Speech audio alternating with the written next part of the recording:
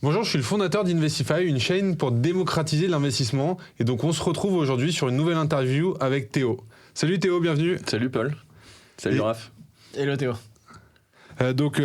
Théo, ça fait un petit moment qu'on se connaît, notamment depuis, je pense peut-être 15 ans, quelque chose comme ça. Aujourd'hui, on se retrouve parce qu'on s'était également aperçu pendant un petit moment sur l'époque crypto où on avait travaillé avec Raphaël pendant un petit moment. Et donc, c'est vrai que au début de lancement de la chaîne, je voulais faire quelque chose de spécial sur la crypto-monnaie. Donc, qui mieux que toi pour parler de ça? Donc, c'est pour ça que ça nous fait extrêmement plaisir avec Raphaël d'être là aujourd'hui avec toi. Et donc, on va un peu balayer ton parcours, balayer comment t'es rentré dedans, balayer également aujourd'hui dans quoi tu travailles pour un peu mieux essayer de comprendre et faire comprendre aux gens l'univers un peu de la crypto-monnaie. Ça te va ? Carrément. Ok, super. Donc pour commencer, Théo, je veux bien que tu commences par te présenter un petit peu rapidement et comment brièvement t'es arrivé dans la crypto, quoi. Du coup, je suis actuellement le DG Europe de Bull Bitcoin, qui est un échange Bitcoin. Ouais. Et initialement, je me suis intéressé comme ça de mon côté. Après, j'ai fait pas mal d'articles et de travaux de vulgarisation en accès libre, ce qui m'a amené à donner des cours en école de commerce, à intervenir à des conférences. Ensuite, j'étais consultant indépendant et j'ai contribué à quelques projets, alors plus Bitcoin que crypto, mais je pense qu'on va en parler. Surtout dans l'écosystème français. Et du coup, là, depuis un an, j'aide du coup Francis Pouliot, le fondateur de Bull Bitcoin, qui est un des tout premiers bitcoiners vieux de la vieille, pour le coup, à développer cette boîte qui existe déjà depuis 2013 sur toute l'Europe. Ok. Est-ce que tu peux nous en dire peut-être un peu plus déjà sur cette boîte et sur ton parcours avant cette société ? Ouais, carrément. Du coup, avant, donc déjà pour parler un peu de Bull Bitcoin, en fait, à la base c'était un cash desk. Donc t'imagines vraiment un bureau de change comme t'en as dans un aéroport où t'arrives, tu donnes du cash. Alors c'était à Montréal, donc en dollars canadiens, et on te donne des bitcoins. Et c'était au milieu d'une structure qui s'appelait l'ambassade Bitcoin et qui était essentiellement dévolue à l'éducation, la pédagogie. Donc Francis, du coup, qui avait fondé le fondateur de Bull Bitcoin, il était, à l'accueil, en train de répondre aux questions des gens, de les aider à créer des wallets. Il faut s'imaginer qu'à l'époque, t'avais pas de ledger, il y avait très peu d'outils, quoi. Donc c'était vraiment bizarre pour les gens. Et en fait, à partir de 2015-2016, quand il a commencé à avoir le bull market sur ce cycle-là, ils ont eu énormément de succès et donc ça devenait ingérable à la fois en termes de scalabilité. Pour l'anecdote, t'as des types qui prenaient l'avion, qui prenaient des vols intérieurs au Canada avec des mallettes de cash pour venir acheter du Bitcoin. Donc eux, ils se retrouvaient parfois, même en termes de sécurité, c'était pas top, parce qu'ils se retrouvaient avec, 1 million ou 2 millions de CAD dans le coffre, alors qu'ils avaient, 25, 26 ans, la plupart des mecs qui géraient ça. Et donc à ce moment-là, il s'est dit, faut que je crée une plateforme en ligne pour faire ça via des moyens de dépôt bancaire classiques, quoi, et pour passer à l'échelle et que ce soit plus sécurisé. Et donc, du coup, il a entrepris de développer vraiment toute une plateforme informatique et des outils qui permettent aux gens d'acheter du Bitcoin. Le point, on va dire, différenciant, c'est que c'est toujours en self-custody, c'est-à-dire qu'on ne garde jamais de Bitcoin pour le compte de nos clients. Donc, quand vous achetez chez nous, on vous livre. C'est comme si, vous achetiez n'importe quel bien, au lieu que ça reste dans l'entrepôt, ça arrive vraiment devant le pas de votre porte, ça serait l'équivalent, on va dire. Et ça permet notamment d'éviter, on va dire, des mauvais alignements d'intérêts et ce qui peut arriver parfois, que les clients, par exemple, perdent leurs fonds dans des faillites d'échange, comme MTGOX, comme FTX, etc.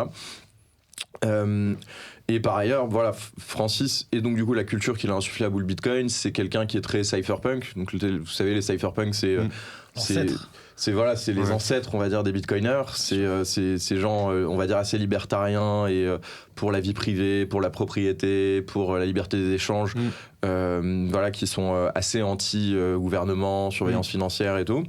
Et donc, c'est vrai que c'est aussi pour ça qu'on a tout construit nous-mêmes, qu'on maîtrise toute l'infrastructure, tout notre code, et que je pense par rapport à beaucoup de nos concurrents, on essaye d'être très respectueux des principes éthiques qui président à la vision cypherpunk et à Bitcoin.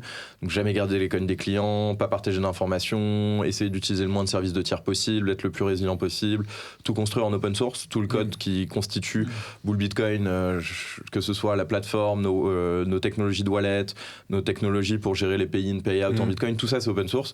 Donc typiquement, par exemple, les gens peuvent y contribuer. S'ils veulent créer un concurrent à partir de ça, ils peuvent réutiliser notre code, etc. Et par ailleurs, on met beaucoup l'accent aussi sur la pédagogie et l'éducation parce que puisqu'on demande aux gens finalement de détenir eux-mêmes leur Bitcoin et donc quelque part, il y a une difficulté supplémentaire. Ouais. C'est beaucoup plus compliqué que si tu vas sur une appli bancaire ou un échange classique. Voilà, tu envoies ton virement, tu fais 2-3 clics, tu vas avoir une exposition, mais tu détiens pas en ta possession propre des bitcoins que tu peux dépenser. Voilà. Donc tu as cette dimension de souveraineté que tu n'as pas en dehors de la self-custody et qui nous paraît essentielle dans Bitcoin. Et en même temps, voilà, quand nous on a des clients de tous âges, tu vois, qui vont on a des clients qui ont plus de 75 ans, donc voilà, parfois il faut passer du temps avec eux pour leur expliquer les concepts d'un point de vue théorique, pour en pratique les aider à mettre en place des wallets, pour les aider à faire de la consolidation, pour répondre à leurs questions. Et donc, ouais, une grande partie de ce qu'on fait, c'est d'aller, on va dire, à la rencontre des gens à travers des meet-ups, des conférences, et également de passer du temps au téléphone, en physique, pour faire toutes ces activités d'onboarding, on va dire. Beaucoup de formations, du coup, j'imagine, dans ton métier. Ouais, c'est ça.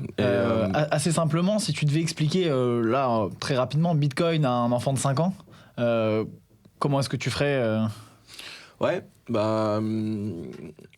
je dirais que à la base, la monnaie, c'était des pièces d'or. Mais ça a toujours été comme ça. Et en fait, quand le monde s'est développé, qu'Internet est arrivé, c'est pas très commode quand même d'envoyer des pièces d'or par la poste dès qu'on veut payer quelqu'un. Et donc, à ce moment-là, on a créé des services financiers qui sont numériques. Donc, c'est vraiment juste de l'information sur un téléphone, etc. Et le problème qu'on a avec ça, c'est que dans le monde numérique, finalement, il y a un avantage génial, c'est qu'on peut, vu que c'est que de l'information, on peut tout copier. Ça coûte rien de copier quelque chose. Donc si tu as une musique, tu peux l'envoyer à quelqu'un, et du coup, quand tu l'envoies, elle existe sur ton ordinateur et sur l'ordinateur de la personne à qui tu l'as envoyé. Parce qu'en fait, lorsqu'on appuie sur envoyer, en général, c'est pas vraiment un envoi, c'est plus une copie et ensuite un envoi.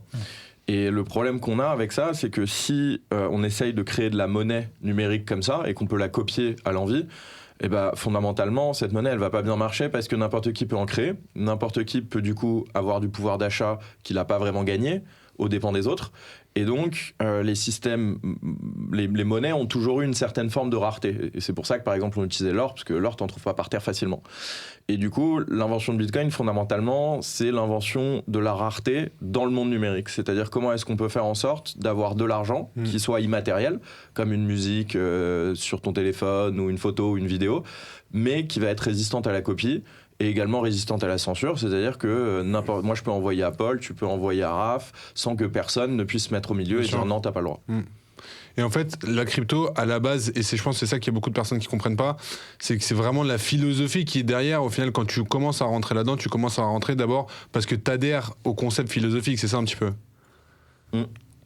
Alors, t'as plein de portes d'entrée, j'ai envie de dire, mais initialement, avant que ça devienne un milieu un peu, on va dire, spéculatif, ou qu'on en parle beaucoup dans la presse, et que ça devienne, je dirais pas que c'est mainstream, mais aujourd'hui peut-être, quand c'était vraiment complètement niche, effectivement, les gens qui s'y intéressaient, c'était beaucoup des cypherpunks, éventuellement des gens aussi des développeurs très curieux, ou des cryptographes très curieux, et il y avait un angle très philosophique qui vraiment consistait à dire si on a dans le monde numérique une monnaie qui permet à tout le monde d'accéder à de la propriété et d'échanger avec n'importe qui, toute l'humanité va en bénéficier parce que finalement si on regarde un peu l'histoire, même en dézoomant un peu, on se rend compte que les périodes de prospérité où les civilisations fleurissent sont des périodes où il y a assez peu d'entraves aux échanges, où la propriété est sécurisée, ça permet aux gens d'accumuler du capital, ça leur permet d'exprimer leur originalité, ce qui dans le cas de gens très talentueux va bénéficier à tout le monde. Et donc, lorsqu'arrive le développement de l'informatique moderne et d'Internet, les cypherpunks qui étaient assez prescients se rendent compte qu'il y a un risque énorme que la puissance publique et même des entreprises qui ont des positions stratégiques, comme aujourd'hui les GAFAM, même si elles n'existaient pas à l'époque, puissent avoir un contrôle particulièrement important sur les communications des gens, sur leur vie privée, sur leur capacité à échanger. Et donc ils se disent qu'il va falloir créer des outils qui vont être donc d'accès libre et open source, donc gratuit et que n'importe qui peut utiliser et auquel n'importe qui peut contribuer, qui vont permettre à l'individu directement de pouvoir garantir un certain nombre d'acquis et de libertés dans le monde numérique. Donc typiquement, le secret des communications, la confidentialité plutôt que le secret. La différence étant que le secret, c'est je ne veux rien révéler à personne. La confidentialité, c'est je peux choisir sélectivement à qui je veux révéler quelque chose. Donc c'est un peu l'idée de droit à la vie privée. La propriété, donc le fait que je puisse posséder quelque chose sans qu'on puisse m'exproprier comme ça pour mes opinions politiques, parce que je suis pas d'accord avec quelqu'un, etc. Donc voilà, vraiment, et la capacité aussi, je pense, à échanger facilement avec d'autres gens. Et donc, il y a plein de briques technologiques que ces gens-là ont inventées et qui constituent aujourd'hui les sous-bassements d'Internet, que ce soit la cryptographie asymétrique moderne, donc tout ce qui va vous permettre de vous authentifier sur Internet, de naviguer de manière sécurisée sur un site, etc. Que ce soit les réseaux, les technologies de réseau ou les réseaux distribués. Donc, il y a plein de choses. Mais le Graal dans cette quête, c'était surtout d'obtenir une monnaie numérique qui soit complètement au porteur. Donc, vraiment, vous la détenez comme un billet dans votre poche ou un lingot d'or. Et qui se passe de tiers de confiance et de mécanismes central dans son fonctionnement, de manière que finalement le réseau sur lequel vit cette monnaie soit un bien commun, c'est-à-dire que tout le monde peut y accéder, tout le monde peut l'utiliser, mais personne ne peut le contrôler. Parce qu'en fait, c'est ça, c'est la monnaie classique. Justement, c'est une différence par rapport à ça. C'est des entités centralisées qui décident de ce qu'ils veulent, un peu, entre guillemets, pour simplifier. Et Bitcoin, en fait, c'est clairement juste une réponse à ça, en fait. Bah, c'est ça. Tu vois, si on reprend l'exemple de l'or, c'est un élément chimique, tu vois. Entre guillemets, il n'y a que Dieu qui le contrôle, j'ai envie de dire. Et par contre, tout le monde peut l'utiliser. Et après, effectivement, dans l'histoire, pour des raisons de praticité, les princes, les seigneurs ont frappé des pièces d'or pour standardiser les poids, les mesures, etc. Et très rapidement, dans l'histoire de l'économie et de la finance, on s'est retrouvé avec des institutions financières, que ce soit des banques, puis après des banques centrales, qui ont conservé ces réserves et les ont concentrées dans leur coffre et qui nous ont donné des instruments pour faciliter les échanges, que ce soit les billets de banque dans un premier temps, ensuite les virements au début par télégramme, par téléphone, puis par Internet. Et donc ça, c'est très bien dans le sens où ça permet de plus facilement échanger de la valeur. Le problème, c'est qu'on crée des intermédiaires qui du coup ont un pouvoir gigantesque sur la grammaire qu'on utilise tous les jours pour exprimer le prix des choses, la valeur de notre travail, la valeur de notre temps. Et donc ça a une influence qui peut être très perverse dans l'économie, outre le fait que ça crée une possibilité de capture. Si par exemple tu es dans un système où tout est contrôlé par la banque centrale et quelques banques qui sont en cheville avec le pouvoir politique par exemple, tu peux utiliser ce pouvoir-là pour empêcher d'accéder au pouvoir à tes concurrents dans le jeu démocratique. Tu peux réduire au silence des journalistes qui vont, par exemple, vouloir faire des révélations qui peuvent te porter tort. Tu peux débancariser les gens et les exclure de la société au prétexte qu'ils ne sont pas d'accord avec toi. C'est d'ailleurs un épisode qui est arrivé en 2022 au Canada. Et comme je vous disais au début, Bull Bitcoin est une boîte canadienne. Et nous, un des moments historiques dans l'histoire de notre boîte, c'était justement la révolte des camionneurs canadiens en 2022, donc juste avant le déclenchement de la guerre en Ukraine. Parce qu'en fait, le gouvernement de Justin Trudeau, donc en fait, pour remettre dans le contexte, les camionneurs ont fait une manifestation, donc ce qui est leur droit constitutionnel le plus pur, pour dire voilà, nous on refuse d'avoir un mandat de vaccin obligatoire pour traverser le Canada. Et leur revendication, c'était de dire écoutez les gars, nous on se lève à 4h du matin pour vous apporter votre bouffe, donc respectez-nous quoi. Et en fait, c'est un mouvement qui a suscité pas mal d'adhésions à travers le Canada et à travers le monde. Et donc, ils avaient une campagne de crowdfunding dans laquelle ils ont reçu pas mal d'argent. Okay. En fait, le gouvernement canadien a demandé à la plateforme en question de saisir les fonds et de les bloquer. Et ensuite, a identifié les manifestants, a bloqué leur accès à leur compte en banque et leur a saisi leurs fonds pour essayer de quelque part de casser la manifestation. Et on était à un moment où même le pouvoir à Ottawa avait très peur d'être destitué carrément. Et en fait, à ce moment-là, du coup, Francis et d'autres gens de chez Bull Bitcoin et d'autres bitcoiners d'ailleurs canadiens qui travaillaient avec d'autres entreprises avec lesquelles on a travaillé là-dessus, sont allés à la rencontre de ces gens-là pour leur dire écoutez les gars, nous on a un truc qui s'appelle Internet Magic Money. Ça, le gouvernement il peut pas y toucher, il peut pas vous le voler, et c'est ça qui va vous permettre en pratique de faire valoir vos droits, parce que vous voyez bien là que si vous pouvez pas remplir votre camion d'essence, nourrir vos familles et que vous risquez tout, en fait, genre ils ont gagné d'avance. Et à ce moment-là, du coup, Bull Bitcoin est devenu, tu vois, a eu énormément de publicité à travers ça. On a plein de gens qui, soit par, on va dire, adhésion à ce que faisaient les manifestants, soit parce qu'ils faisaient partie des manifestations eux-mêmes, sont devenus des clients, ont découvert Bitcoin grâce à ça, et surtout ont découvert l'importance de la self-custody, là où avant ils pensaient que Bitcoin c'était juste un truc, comme une action Apple, spéculatif. Voilà, c'est un actif, c'est pour gagner de l'argent en bourse, etc. Et là ils ont vraiment compris l'aspect garantie des libertés, parce qu'ils ont été confrontés de manière très concrète à ce que ça implique de pas avoir de moyens financiers à toi que tu contrôles vraiment, quoi. Ce que tu décris là, c'est un gouvernement ne peut pas censurer Bitcoin, gouvernement ou une autre entité. Et de manière un peu plus sur le modèle de Bitcoin, est-ce que tu pourrais nous parler de la différence en fait entre le Bitcoin et la monnaie fiat? Je parle notamment de la dévaluation de la monnaie vs le stock de Bitcoin qui a été défini et qui est plutôt une monnaie déflationniste. Est-ce que tu pourrais nous en dire un petit peu plus, que les gens arrivent à se projeter et comprennent la vraie différence intrinsèque entre ces deux classes d'actifs? C'est le modèle au final, C'est une des propositions de valeur de Bitcoin, effectivement, c'est que Bitcoin est le seul bien qui existe qui est absolument rare. Et en fait, ce que je veux dire par absolument rare, c'est que, par exemple, si on vient à l'or dont on parlait avant, l'or est relativement rare, notamment si on le compare à d'autres métaux qu'on peut trouver aussi sous la surface de la croûte terrestre. Vous allez plus facilement trouver du cuivre, trouver du zinc, du nickel, de l'argent. Et du coup, ça fait que les sociétés, de manière séparée les unes des autres, ont qu'à an convergé vers l'or comme réserve de valeur, parce que fondamentalement, depuis que on a des mesures sur le sujet, donc depuis des siècles, ce qu'on voit, c'est que la quantité d'or en circulation dans le monde, elle évolue chaque année environ de 1,5-2%. Et ça n'a jamais changé, quels que soient nos moyens technologiques. C'était la même chose au XVIe siècle, au XVIIIe siècle, et c'est encore le cas aujourd'hui.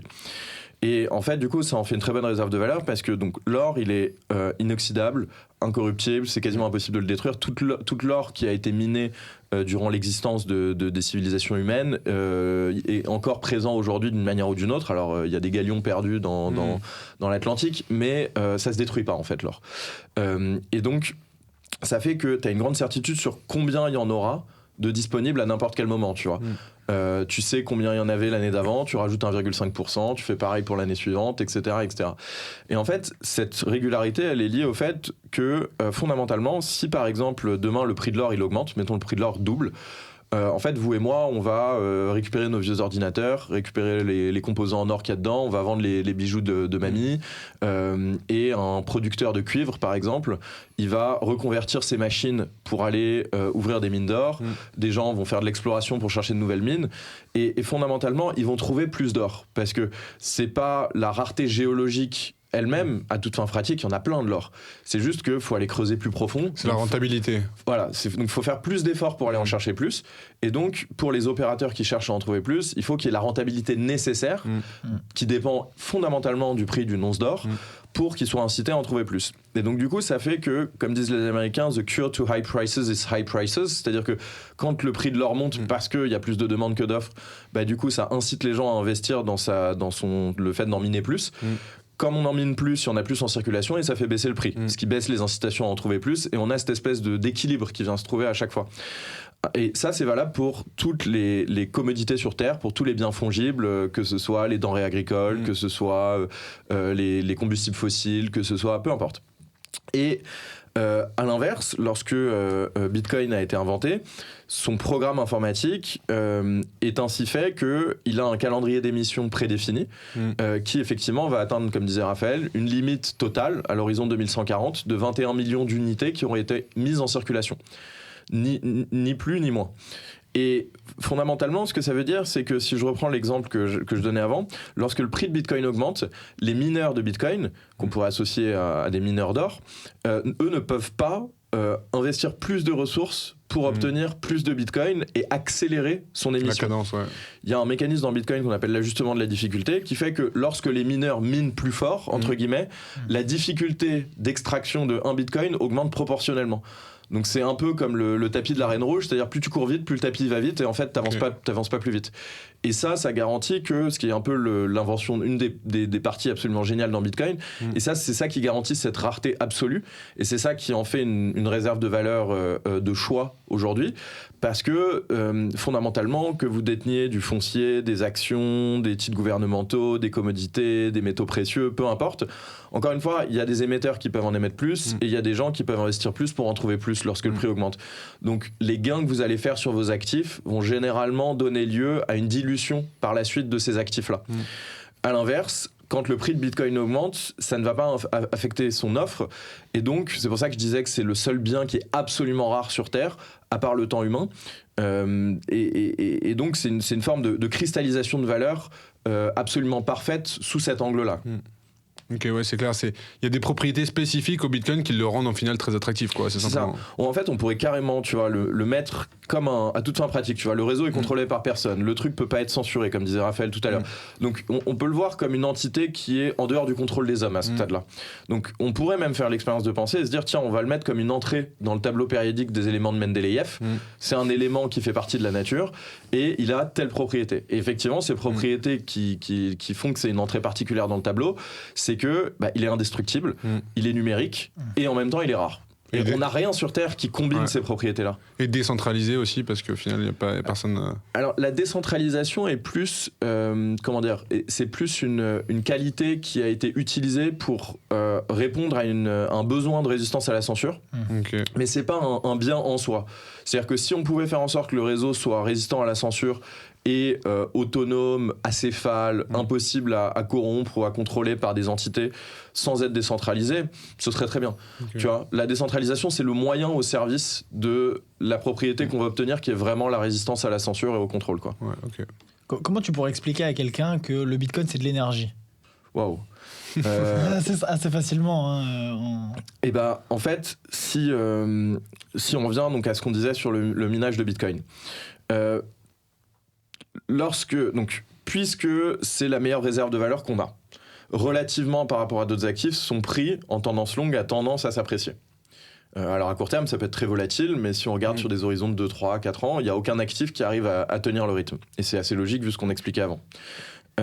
Ensuite, si on va regarder ce que font les mineurs, c'est des gens qui fondamentalement vont essayer de faire tourner les algorithmes très très vite. Donc consommer de l'énergie, parce que faire tourner un algorithme, c'est juste mettre des kilowattheures en entrée d'un processeur. Et plus ils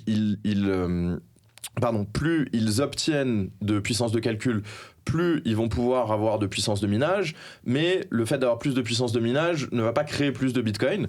Ça va juste, fondamentalement, eux, par rapport aux autres miners avec qui ils sont en concurrence, leur permettre éventuellement de récupérer une part plus grande des Bitcoins qui vont être minés. Donc tu as cette espèce d'incitation de compétition qui est une sorte de course à la puissance de calcul et donc à l'énergie. Néanmoins, un peu comme mon histoire avec les mineurs d'or, pour déterminer en tant que mineur combien d'énergie et combien d'investissement je dois faire, ça dépend beaucoup du prix de Bitcoin. Et fondamentalement parce que tu peux miner de n'importe où dans le monde, c'est pas comme un serveur Google qui a besoin d'être proche d'un centre de population ou autre, tu peux miner dans le désert, tu peux miner en haut d'une falaise, etc. Tu as intérêt à essayer d'aller chercher les kilowattheures qui sont les moins valorisés économiquement pour d'autres usages. Si, par exemple, j'essaye de miner en plein Paris, je vais rentrer en concurrence avec plein de gens à 19h qui veulent faire tourner leur machine à laver, écouter leur radio et regarder la télé. Et donc, parce qu'il y a beaucoup de demandes pour ce kilowattheure-là, moi, je vais le payer très cher. Et vu que je suis en concurrence dans le monde entier avec des mineurs qui vont payer des kilowattheures beaucoup moins cher, en tant que mineur, je vais faire faillite très vite. Faut comprendre que le marché du mining, c'est le marché le plus darwinien au monde, hein. Il n'y a pas de bail-out et les gens font faillite très très régulièrement parce que fondamentalement il n'y a aucune barrière à l'entrée et tout le monde est en concurrence partout sur la planète.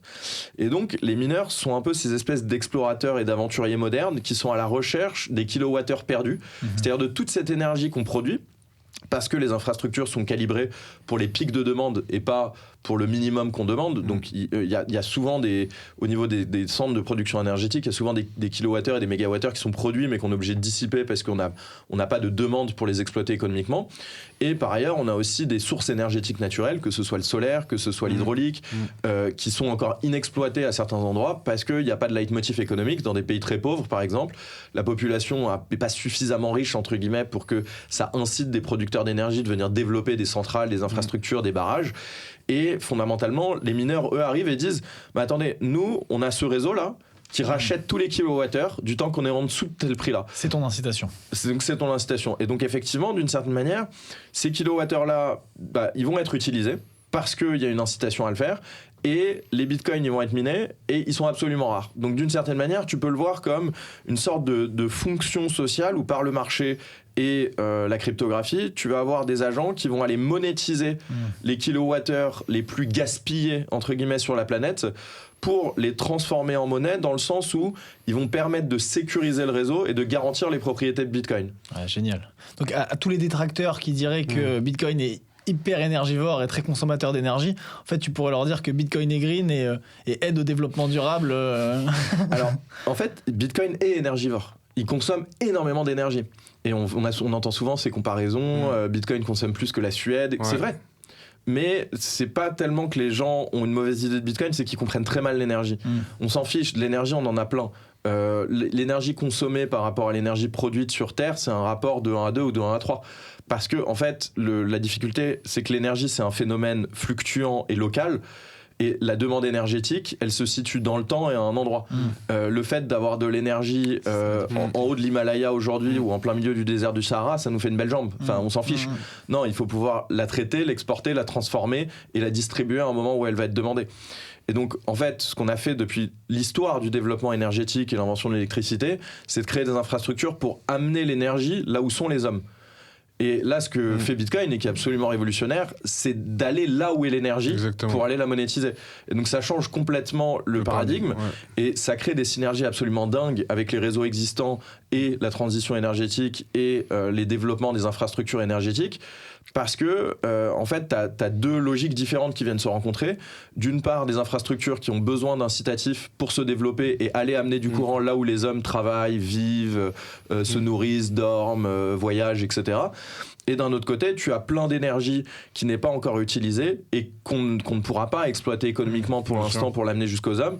Et c'est pas grave en fait. Les mineurs vont amener Bitcoin jusqu'à cette énergie, en trouver une utilité, arriver à la monétiser et du coup créer des relais à la fois de transition énergétique et de croissance pour financer la création de ces infrastructures-là. Ouais, bien sûr. C'est beau ce que tu racontes.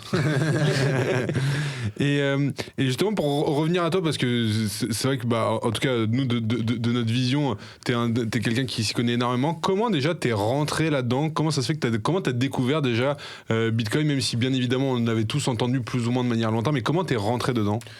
Alors, la toute première exposition à Bitcoin, c'était le Darknet. Donc, tiens, ça a l'air intéressant ce truc-là. On peut acheter des trucs illégaux sur Internet. Donc voilà, moi je suis un peu curieux, donc j'ai été regarder.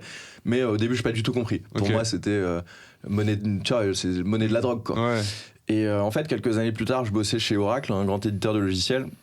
Et bref, pour résoudre un problème qu'ils ont, auquel on réfléchissait, je me suis retrouvé à lire la thèse d'un gars qui expliquait comment on aurait pu résoudre ce problème qui est vraiment un pur problème technique de licensing en utilisant la technologie sous-jacente à Bitcoin. À l'époque, on n'utilisait même pas le terme blockchain.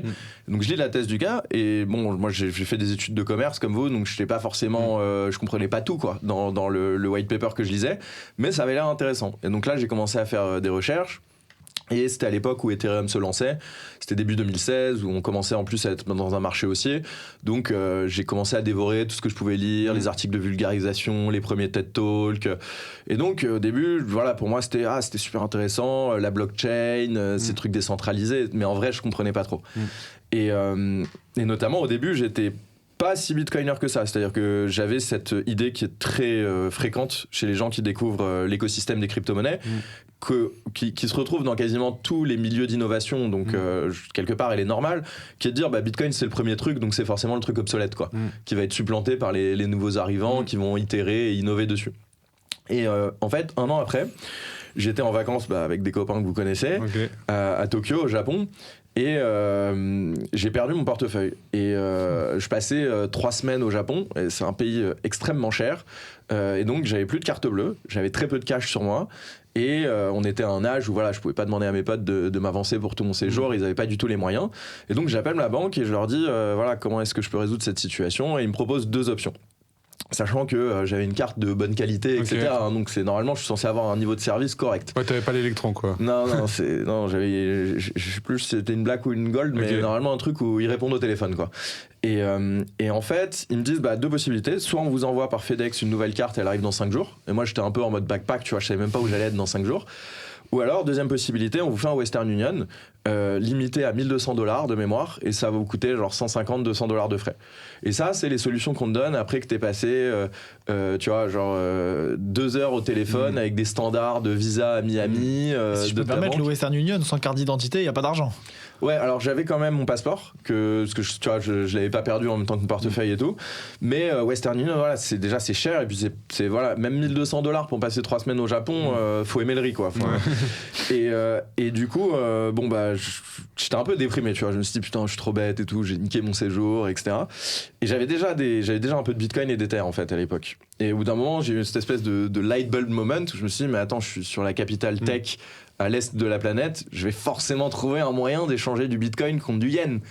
Et là, je tape juste genre Bitcoin ATM dans Google et je me rends compte qu'à juste à côté de là où je logeais à Tokyo, il y a un bar avec un ATM Bitcoin, donc un distributeur. Au lieu de prendre des cartes bleues, il prend des Bitcoins. J'arrive dans le bar et là, le distributeur, il marche pas. Donc, je commence à parler au gérant du bar et je lui dis est-ce que tu peux appeler le gars qui l'a installé ? Et donc là, il appelle le gars, et là, il y a un grand gars, genre hyper costaud, un grand black de genre 2 mètres qui arrive, ce qui est vraiment pas fréquent au Japon, et qui arrive et qui me dit salut, je suis un tel, il me donne son nom, et il me dit voilà, la machine elle est en panne, on va la changer bientôt, t'as besoin de changer combien, tu vois. Moi je lui dis, je sais pas, 4-5 000 $, quoi. Il me dit ouais, t'inquiète, je peux te faire jusqu'à 100 000, tu reviens demain, je te rapporte le cash, et tu m'envoies les bitcoins. Et donc du coup je mets moi j'avais des bitcoins sur une plateforme, je comprenais pas la self-custody, etc. à l'époque. Je mets ça sur un portefeuille mobile que j'ai téléchargé sur mon téléphone, je reviens au bar le lendemain, on parle un peu, en fait il s'avérait que le mec c'était un mineur de bitcoin justement. Et donc je lui fais la transaction de mon téléphone à son téléphone, on prend un verre le temps qu'elle se valide, on attend 10-15 minutes, on bavarde et il me file l'équivalent de 6 000 $ en yens et ça a réglé tout mon voyage, j'ai pu ramener des souvenirs, trop bien. En fait c'est là que j'ai eu genre cette révélation très très dérangeante qui est qu'il n'y a aucune institution financière sur la planète qui pouvait résoudre mon problème de manière rapide et économique, alors que c'est quand même une situation qui est assez fréquente de devoir bouger de l'argent d'un point à un autre de la planète. Et c'est ce qui m'a incité à vraiment plus creuser fondamentalement comment fonctionnait notre système financier, comment fonctionnait la monnaie, son histoire, et comment fonctionnait Bitcoin en particulier, parce que notamment ce gars-là aussi, Ethereum, il voulait pas en entendre parler, quoi. Okay. Et il m'a même lui incité, d'autres gens m'avaient déjà dit faudrait que tu creuses plus Bitcoin, parce qu'au début, tu sais, on est enthousiaste, on a envie d'aller vers le nouveau truc, tu vois, qui est un peu clinquant. Et en fait, c'est pas forcément ce qui attire l'œil en premier quand tu arrives dans les cryptos Bitcoin, mais c'est quand même l'objet qui est vraiment différent des autres et qui est le plus fascinant. Et donc, c'est vraiment à travers cette expérience, tu vois, qui est très concrète et très pratique, où je me suis dit, en gros, les banques sont fucked. Elles peuvent rien faire pour concurrencer ça. C'est un peu comme si, tu sais, toute ta vie, tu t'étais éclairé à la chandelle et là, tu rentres chez quelqu'un, il y a une ampoule. Tu vois, tu regardes le truc comme un objet, t'es là comme ça. Quelle est cette magie noire ? Et j'ai l'impression, à chaque fois, justement, dans Bitcoin et dans la crypto, les gens, ils rentrent de manière forcée. C'est un peu la mass adoption, comme tu disais, justement, les Canadiens qui se rebellaient, ou comme les Argentins, justement, qui n'ont pas le choix de stocker leur monnaie parce qu'elle se fait tellement dévaluer qu'au final, c'est par la manière forte, j'ai l'impression, par des choses assez concrètes, assez pratiques, que les gens rentrent en masse, notamment dans la crypto, quoi. En fait, t'as 2 mouvements d'adoption, je trouve. T'as l'adoption dans les pays développés qui est beaucoup basée sur la recherche d'instruments financiers sur lesquels spéculer ou de réserves de valeur. Et tu as également une adoption qui va se passer, on va dire, dans ce qu'on appelait les pays du Sud autrefois, ou dans des pays où il y a pas mal de répression financière, souvent des monnaies qui sont très, très inflationnistes, voire hyper inflationnistes, et qui là sont fécondées par la nécessité. C'est-à-dire que si tu dois faire survivre ta famille, bouffer ou échapper à un gouvernement qui peut t'exproprier, te mettre en prison... parce que t'es dissident politique, parce que t'es une femme, parce que t'es je sais pas quoi. En fait, t'as quand même beaucoup plus de facilité à comprendre Bitcoin. Ouais, j'ai voyagé dans pas mal de pays qui répondent à ces critères-là. Que ce soit l'Iran, que ce soit la Turquie, que ce soit la Turquie, la lire turque, c'est plus de 50% d'inflation par mois durant certaines périodes ces dernières années. Donc en Turquie, tu vois, moi j'ai vu des gens qui utilisent les paquets de lessive comme réserve de valeur. Donc en fait, pour eux, si tu veux stocker de l'argent sur un réseau monétaire, c'est limite presque plus normal que de le stocker sous forme de lessive, quoi. Pareil, en Iran, t'as un régime autoritaire qui contrôle toute la population, qui surveille tout. Ils n'ont pas le droit d'accéder aux services internet occidentaux. Ils ont un réseau internet qui est contrôlé par l'État et qui est complètement clos. Ils ont une monnaie qui est hyper inflationniste. Ils sont sous sanctions financières de la part des pays occidentaux depuis des années. Donc en fait, tu vas au distributeur, tu peux retirer je crois 3000 réals par jour, c'est absolument ridicule, tu peux pas sortir de l'argent du pays, tu peux pas faire de virements internationaux. Donc en fait, là-bas, tout le monde utilise Bitcoin en fait. Enfin, j'exagère, mais les gens comprennent tout de suite. Moi, tous les gens que j'ai rencontrés là-bas, je leur montrais, je leur installais un wallet sur leur téléphone, je leur envoyais un petit peu de sats, et ils étaient trop contents, même dès qu'ils voient qu'ils peuvent acheter... Dangereux comme move. Bah fondamentalement non, parce que c'est eux qui font un risque, qui prennent un risque énorme en faisant ça, parce que bon voilà, moi je suis pas iranien, je vais repartir dans quelques semaines, je vais pas forcément être inquiété par le régime pour avoir fait ça. Après bon, tu vas peut-être pas faire, voilà, faut le faire, faut être un peu discret quoi. C'était peut-être à une autre époque aussi. Ouais, c'était en 2019, donc c'était déjà moins chaud que ça ne l'est maintenant. Après cette vidéo, tu pourrais plus y retourner là. Ouais, non, mais de toute façon, je pense que c'est compliqué déjà. Mais pareil, tu vois, depuis que la monnaie s'est effondrée au Liban, moi j'ai plein d'amis, vous savez en France il y a beaucoup de liens avec le Liban, il y a beaucoup de Libanais expatriés et en plus la communauté des Libanais en France sont en général des gens très productifs, qui ont fait de très bonnes études, créé des entreprises, etc. Et donc ils ont eu cette problématique qui est qu'ils ont beaucoup de familles qui parfois sont restées au pays, qui se sont retrouvées dans un pays qui s'est à moitié effondré avec une monnaie qui fonctionne plus, un système bancaire qui fonctionne plus, et bah voilà, et pour les aider il faut leur envoyer de l'argent, il faut trouver des solutions pour essayer de stocker de l'argent. Alors depuis longtemps les Libanais utilisaient le dollar, mais ils avaient des dollars dans des banques qui ont fait faillite, donc fondamentalement il y a plein de gens qui ont tout perdu le jour au lendemain. Donc maintenant quand vous allez voir un Libanais aujourd'hui qui vit en France ou à Beyrouth et que vous lui expliquez Bitcoin, etc., il va pas avoir du tout le même réflexe qu'un Français en mode oui mais ça sert à rien, mais les banques c'est très bien, mais le gouvernement il est gentil, il veut mon bien. Non, eux ils savent que l'État est fondamentalement une organisation criminelle à laquelle on peut pas faire confiance, et que si tu veux ne pas te retrouver dans la situation dans laquelle ils sont, vaut mieux que tu aies une assurance, une garantie qui dépend pas de l'État pour ta propriété, tes réserves de valeur et tes moyens financiers. Ouais, et c'est vrai, je pense dans le contexte même actuel français où tu vois que bah ils galèrent à trouver de l'argent, où ça parle de taper dans l'épargne des Français, etc. Je pense que on commence à entendre les prémices de potentiellement ce qui va se passer. C'est vrai que moi je dis, beaucoup de gens autour de moi, des amis ou même ma famille, je trouve ça aujourd'hui plus risqué même d'avoir 0% en crypto que même d'avoir, je sais pas, 5, 10, 15% au cas où justement il y ait, sans être conspirationniste, mais voilà, au cas où il y ait un... C'est pas une question d'être conspirationniste en fait, c'est vraiment que les gens n'ont aucune culture de l'histoire financière. La France s'est refinancée sur le dos de sa population plusieurs fois dans son histoire. De nombreux pays européens développés, des démocraties libérales l'ont fait.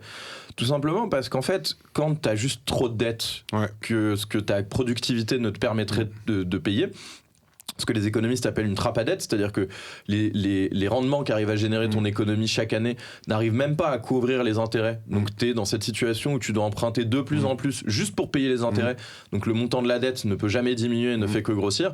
Et si moi je vais voir mon banquier et que je suis dans cette situation-là, il me dit écoutez Coco, je vous saisis votre maison, vous êtes en faillite. Et donc quand les gouvernements sont dans cette situation-là, ils n'ont pas 36 solutions. Soit ils font défaut, et dans ce cas c'est une situation catastrophique parce qu'il n'y a plus d'économie, plus personne veut échanger avec eux, tous les actifs s'effondrent, le système bancaire s'effondre. Donc ça, c'est tu fais ça que quand t'as pas le choix. Et sinon, les autres possibilités, c'est d'augmenter l'impôt. Mais en France, on est déjà champion du monde. Donc, il y a un concept en économie notamment qui s'appelle la courbe de Laffer, qui dit qu'en fait, passer un certain stade, augmenter l'imposition est contre-productif parce que ça diminue les recettes fiscales. D'une part, parce que t'étouffes l'activité économique et donc l'assiette taxable. Et d'autre part, parce que t'incites de plus en plus les gens à ne pas travailler ou à éviter l'impôt. On a déjà passé ce point-là depuis un moment en France. Donc, même si on augmente les impôts, ça va pas rapporter plus d'argent au trésor public. Donc on peut pas augmenter les impôts. Et la dernière solution, c'est Alors, tu en as deux. C'est soit la saisie, donc c'est tu saisis des biens ou tu revends des biens. Donc, ce qu'on fait déjà depuis un moment, on vend le patrimoine français à la découpe pour cette raison-là en grande partie. Et la saisie, ça peut consister à prendre l'argent dans les assurances vie, sur les comptes en banque. Alors après, il y a des détails techniques, parce que souvent, c'est des instruments financiers de dette étatique qui vont backer ces comptes-là. Donc en fait, c'est saisir, si je saisis l'argent, par exemple, sur des assurances vie qui sont investies en OAT français, en fait j'ai saisi de l'argent qui servait à rembourser ma dette, quoi. Donc de toute manière j'ai pas du tout résolu le problème, et donc après ce que tu peux saisir c'est l'immobilier, et ça peut se faire de manière un peu subtile en encadrant par exemple la manière dont tu peux le rentabiliser, les loyers, en augmentant les taxes foncières, les taxes d'habitation. C'est une forme de spoliation et une forme de saisie partielle. Et fondamentalement, comme disait très bien Charles Gave, ton appartement parisien, il va pas prendre le train pour Bruxelles.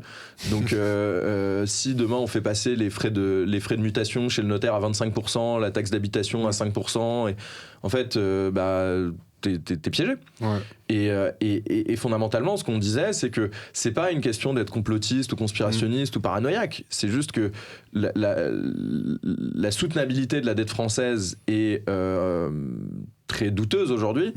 Et compte tenu du manque de croissance et de dynamisme qu'a notre économie, et en plus des systèmes de redistribution très généreux qu'on a, et qui font que ça peut être très difficile en France pour un politicien de dire je vais réduire la puissance publique, ça y est, il n'y a plus d'assurance chômage, il n'y a plus de RSA, etc. Faire une Milei en France, couper les dépenses, c'est une des solutions, mais bon, faut y aller jusqu'au bout, quoi. Oui, mais dès que tu fais ça, Révolution française. Il y a tout le monde dans la rue. Il faut quelqu'un de courageux. Ça viendra. Je suis confiant. Même avec quelqu'un de courageux, moi je pense que les Français ont tellement été habitués à avoir des droits non gagnés qu'ils vont se révolter et dire non, on veut rester dans l'utopie. Et fondamentalement, tu sais, si tu vois, quand tu vois par exemple ce qui s'est passé avec la réforme des retraites, on a essayé de récupérer 8 milliards, c'est ridicule. C'est notre 8 milliards, c'est une semaine de déficit aujourd'hui à l'échelle française. Et du coup, on a eu des manifestations, ça a bloqué le pays, ça a tout pété, et tout ça, en fait, ça coûte en termes de croissance, en termes de biens matériels, etc. Donc, si tu t'essayes de baisser les dépenses de X pour te retrouver avec des manifs qui vont coûter Y, et Y étant supérieur à X, ça va pas résoudre le problème. Pour résoudre le problème, il faudrait que les gens les entrepreneurs, les indépendants, les professions libérales, les hauts cadres, en fait, se révoltent. Ou alors, comme le reste du peuple. T'as une autre solution, c'est l'inflation, qui est aussi une forme de spoliation et de saisie indirecte. On n'a pas le choix. On te dit, t'es obligé d'utiliser l'euro. C'est la monnaie à cours légal. Aujourd'hui, la croissance de la masse monétaire de l'euro, depuis sa création, c'est environ 7-8% par an. Donc ça veut dire que déjà, aujourd'hui, t'es dilué à 7-8% par an. Alors, l'effet sur les prix va pas se produire de la même manière sur ta baguette de pain que sur une action totale, mais la cause, elle se mesure comme ça. L'inflation monétaire dans la zone euro, c'est 7 à 8%. Si tu la fais passer à 15 ou 20%, comme ça a été le cas pendant le Covid, alors oui, tu vas te taper de l'inflation, mais en même temps, ça rend tes dettes beaucoup plus simples à rembourser, parce que si les prix augmentent de 10% chaque année, les recettes fiscales, sans changer le niveau d'imposition, augmentent aussi de 10% chaque année, et la dette qu'on a levée, on l'a contracté à 1%, 2%, 3%. Donc les titres de dette valent plus rien, parce que qui a envie de détenir un titre qui rapporte 3% par an quand la monnaie se dévalue de 10% chaque année ? Personne.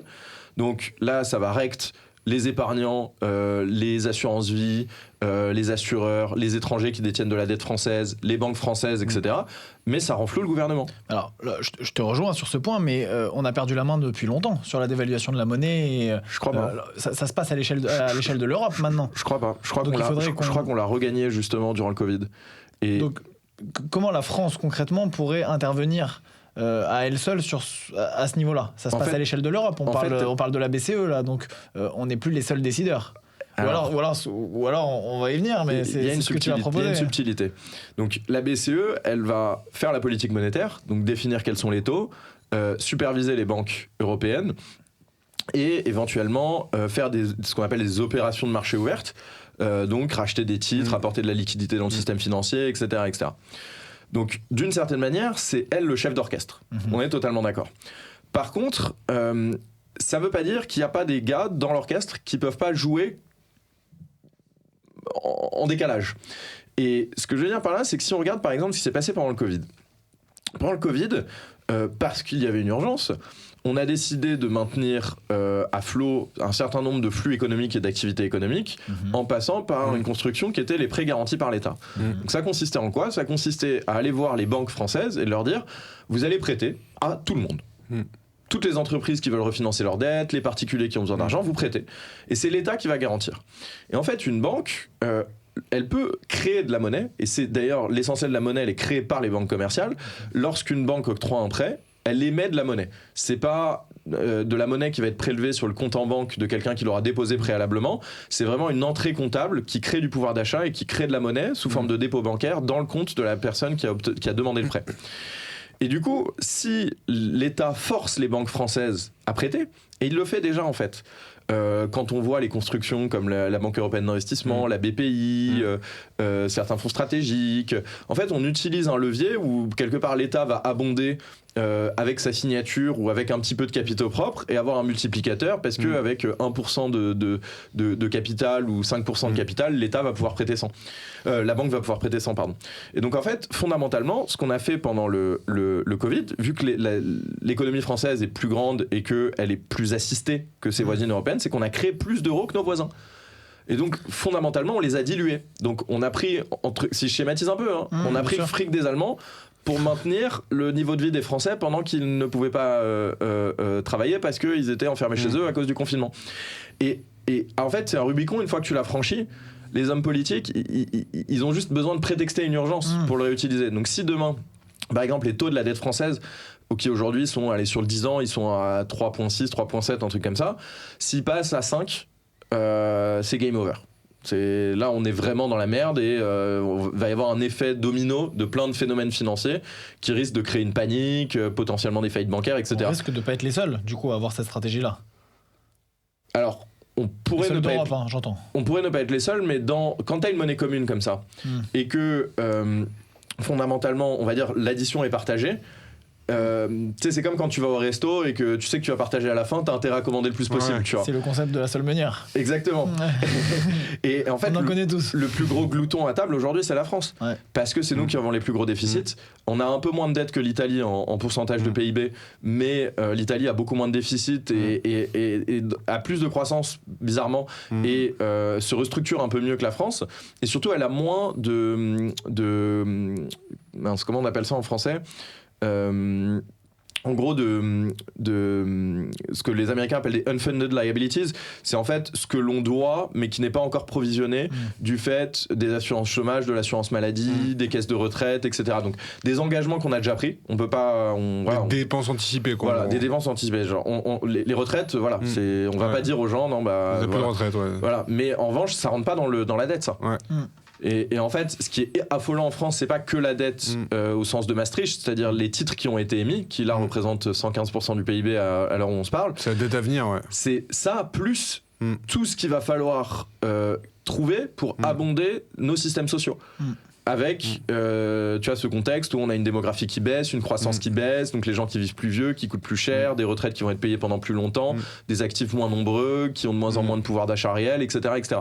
Donc fondamentalement, si tu te mets dans cette situation-là, le glouton à table, c'est la France. Et donc effectivement, les autres ont intérêt à faire la même chose, mais on a d'autant plus intérêt qu'eux à partir fort là-dedans. Et parce que la France est centrale dans la construction européenne, moi j'ai l'intuition que nos voisins ont accepté cet état de fait. Je ne sais pas si vous vous rappelez, par exemple, quand il y a eu ces histoires de création d'une armée européenne. Bien sûr. On était déjà dans la situation où le déficit français était hors de contrôle. 6%, c'est digne d'une république bananière. Même l'Argentine, il faisait pas 6% quand il était en hyperinflation. Et donc, la Cour des comptes sonnait l'alarme. On avait les marchés qui sonnaient l'alarme. La dette, les notations de la dette française qui se dégringolaient.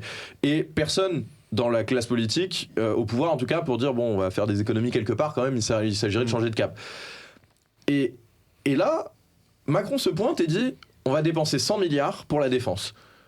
Donc t'imagines, tu sais, c'est ton banquier t'a dit t'es en faillite et toi tu vas le voir, tu lui dis non mais frère, je vais au casse ce soir, envoie une nouvelle carte. Et là, en fait, fondamentalement, le banquier dans mon exemple, c'est les autres pays européens, mieux gérés, l'Allemagne, les Pays-Bas, etc. Et ils ont dit oui. Et notamment parce que la manière dont tu peux le voir, c'est de te dire la France, veut préserver son modèle social très généreux et déficitaire. L'Allemagne n'a pas d'armée, l'Allemagne n'a pas la bombe nucléaire, l'Allemagne n'a pas de parc nucléaire et d'énergie pas chère. Donc peut-être que, fondamentalement, on va sacrifier la gestion orthodoxe de la monnaie à l'allemande qui présidait à la BCE et aux institutions monétaires et financières européennes pour rentrer dans un modèle un petit peu plus français, quoi, donc un peu plus YOLO. Mais en échange, on va vous fournir notre électricité à prix coûtant, la reine. On va partager notre armée, on va partager notre parapluie nucléaire, on va partager notre industrie d'armement, on va partager un certain nombre d'atouts qu'on a. Et c'est une manière très politique de voir les choses, mais c'est possible que nos politiciens, vu la vue court-termiste qu'ils ont l'habitude d'avoir, que ce soit de ce côté du Rhin ou de l'autre côté du Rhin, se disent c'est pas un mauvais deal. Ouais. Et pour revenir sur la crypto, justement là on explique qu'il y a des tensions financières, etc. En quoi justement le Bitcoin c'est un rempart contre justement ces potentielles crises financières? Alors t'as deux notions en général qu'on utilise pour ça, c'est la notion de réserve de valeur. Ouais. Donc ça c'est ce dont on parlait un peu au début, c'est comment tu te protèges de l'inflation, qui peut être un phénomène qui va très vite en hyperinflation ou qui peut être lent et graduel. Et tu as la notion de valeur refuge. Une valeur refuge, c'est un actif ou une classe d'actifs qui, durant une crise financière, va surperformer, ou alors au moins se stabiliser tandis que tout le reste tombe, parce que tout le monde veut le détenir, parce que c'est un truc dans lequel les gens, durant la panique, ont confiance. Donc c'est l'espèce de bouée de sauvetage que tout le monde veut choper quand le Titanic passe par le fond, quoi. Historiquement, les valeurs refuges, ça a été l'or, le dollar, le franc suisse. Parfois, dans une certaine mesure, le pétrole, mais c'est dans des chocs très particuliers, souvent des chocs géopolitiques.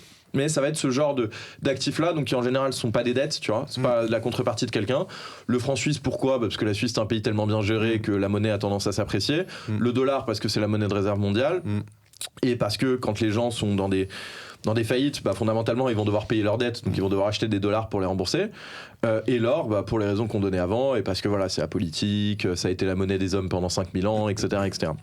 Et ce qu'on observe de plus en plus, c'est quand on a des chocs financiers ou géopolitiques, le Bitcoin a tendance à se comporter comme une valeur refuge. Il y a une amie à moi qui s'appelle Nathalie Janson, qui est prof à Neoma, qui a écrit un papier académique qui a été publié récemment qui justement démontre ça quantitativement en montrant, tu vois, la corrélation de Bitcoin à différentes classes d'actifs durant des périodes de stress économique fort, et qui démontre très bien que par exemple lorsqu'il y a eu les faillites bancaires début mars 2023 aux États-Unis avec Signature Bank et SVG, lorsqu'il y a eu l'éclatement de la guerre en Ukraine, lorsqu'il y a eu le conflit, les événements du 7 octobre et l'escalade du conflit Israël-Palestine, lorsqu'il y a eu diverses frappes en Iran à l'époque entre l'Iran et l'Arabie Saoudite où on craignait pour la disponibilité du pétrole, donc plein de chocs géopolitiques de ce type-là ou de chocs financiers, Bitcoin a performé. Okay. Et s'est comporté plutôt justement comme le franc suisse, comme l'or, etc. Et alors dans certains cas ça se comprend très bien, par exemple le conflit Russie-Ukraine, fondamentalement vu qu'on a saisi les actifs russes, qu'on a refusé de rendre les réserves de change étranger que les Russes détenaient à la Banque Centrale Européenne, à la Banque Nationale Suisse et à la Fed, et que du coup les Russes se sont retrouvés du jour au lendemain exclus du système monétaire international comme ça a été le cas auparavant pour les Iraniens, oui, ils sont rués vers Bitcoin parce que c'était la seule option qu'ils avaient pour bouger de l'argent jusqu'à Dubaï et pouvoir sortir leur fric du pays. L'Ukraine pareil, vous êtes en guerre, les banques sont fermées, les infrastructures sont détruites, voilà, si vous voulez vous prémunir et essayer de sauvegarder quelque chose, Bitcoin c'est une très bonne alternative. En plus c'est un pays qui était déjà, dans lequel il y avait déjà beaucoup d'adoption de Bitcoin. Par contre, ce qui est d'autant plus intéressant, moi je trouve, c'est les faillites bancaires qui a eu lieu en 2023.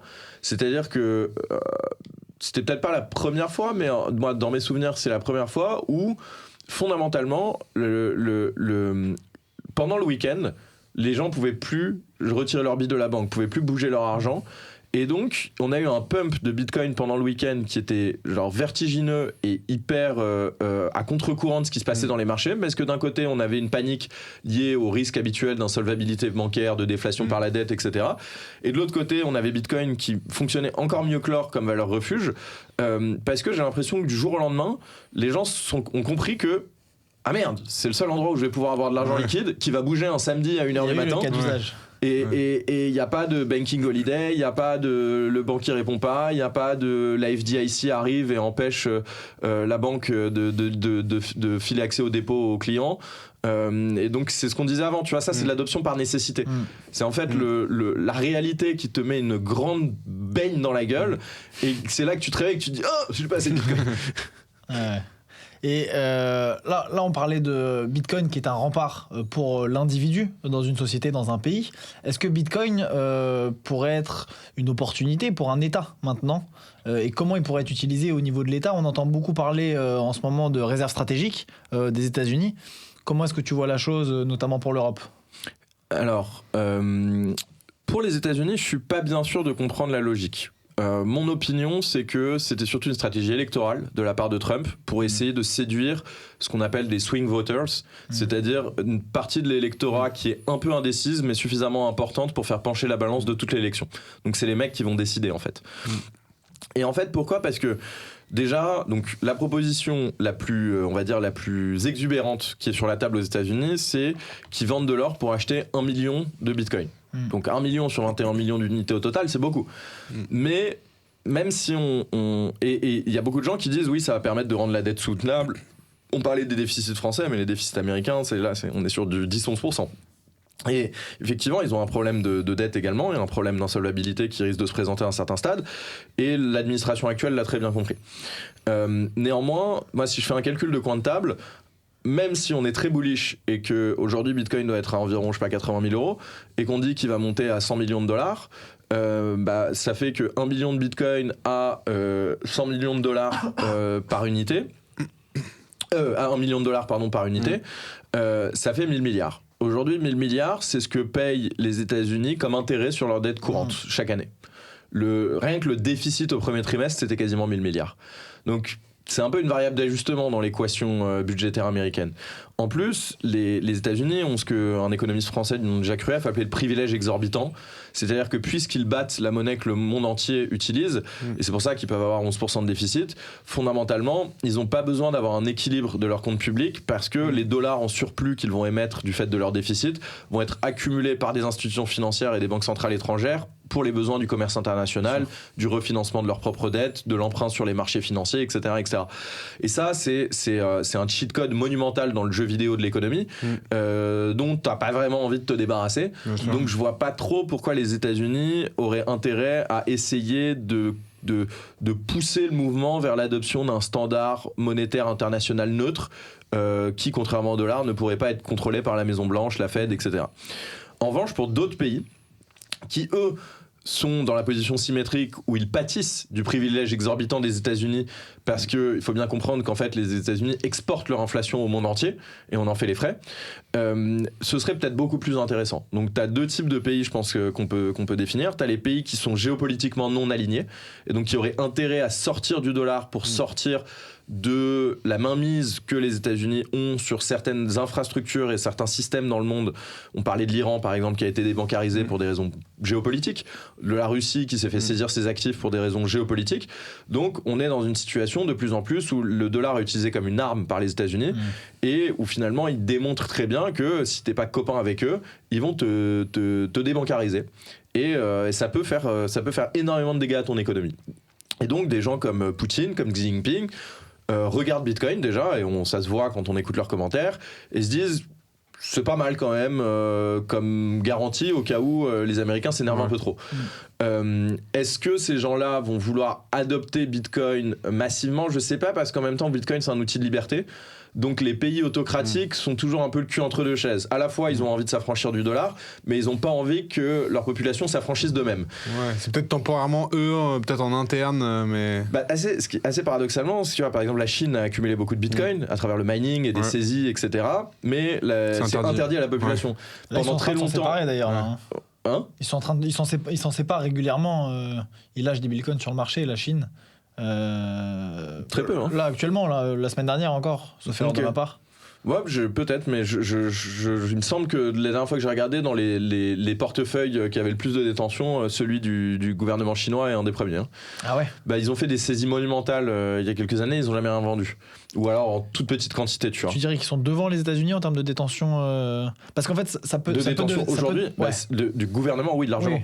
En fait, ça peut devenir un enjeu stratégique, Bien sûr. géopolitique. Alors, en fait, donc après, tu vois, pour reprendre le fil de ce qu'on disait, après, tu vas avoir des pays qui sont alignés géopolitiquement avec les États-Unis, mais qui pourraient avoir un intérêt, on va dire, économique à effectuer des réserves stratégiques pour essayer de se faire un bas de laine. Et du coup, ces pays-là, ce serait, par exemple, tu vois, la Suisse. Ça fait sens parce que la Suisse, encore une fois, ils ont des surplus, c'est un pays qui est bien géré, ils ne lèvent pas beaucoup d'impôts, mais ça finance largement l'activité du gouvernement. Et donc, ils ont énormément de réserves d'or, donc ils pourraient diversifier une partie de leur or en bitcoin, parce qu'encore une fois, c'est une meilleure réserve de valeur pour les raisons qu'on a expliquées.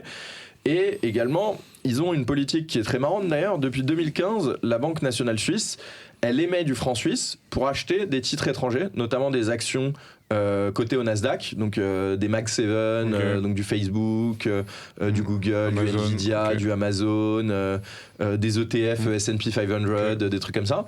Et en fait, pourquoi ils font ça ? Parce que la Suisse est un pays tellement bien géré que du coup, le franc suisse s'apprécie. Et vu qu'il s'apprécie trop, ça fait perdre de la compétitivité aux exportateurs suisses. Et la Suisse, c'est un pays assez industrialisé, basé sur les exportations. Et donc, pour essayer de redonner une compétitivité à ces exportateurs, le gouvernement manipule sa monnaie à la baisse. Donc, en gros, il imprime du franc suisse et il faut bien acheter des trucs avec, quoi. Et donc, ils achètent de l'or, des actions, etc. Mais en fait, ils pourraient faire la même chose et juste acheter du bitcoin, quoi. D'ailleurs, j'ai un copain, Yves Benaïm, qui a soumis une votation en Suisse pour justement qu'une question soit ouverte à l'échelle du pays pour dire est-ce que la Banque nationale suisse doit accumuler une réserve stratégique en bitcoin. Donc, on verra comment ça se développe, mais je pense que ça peut faire partie des pays au même titre que par exemple Singapour, Hong Kong, voilà, des pays comme ça bien gérés qui ont des surplus.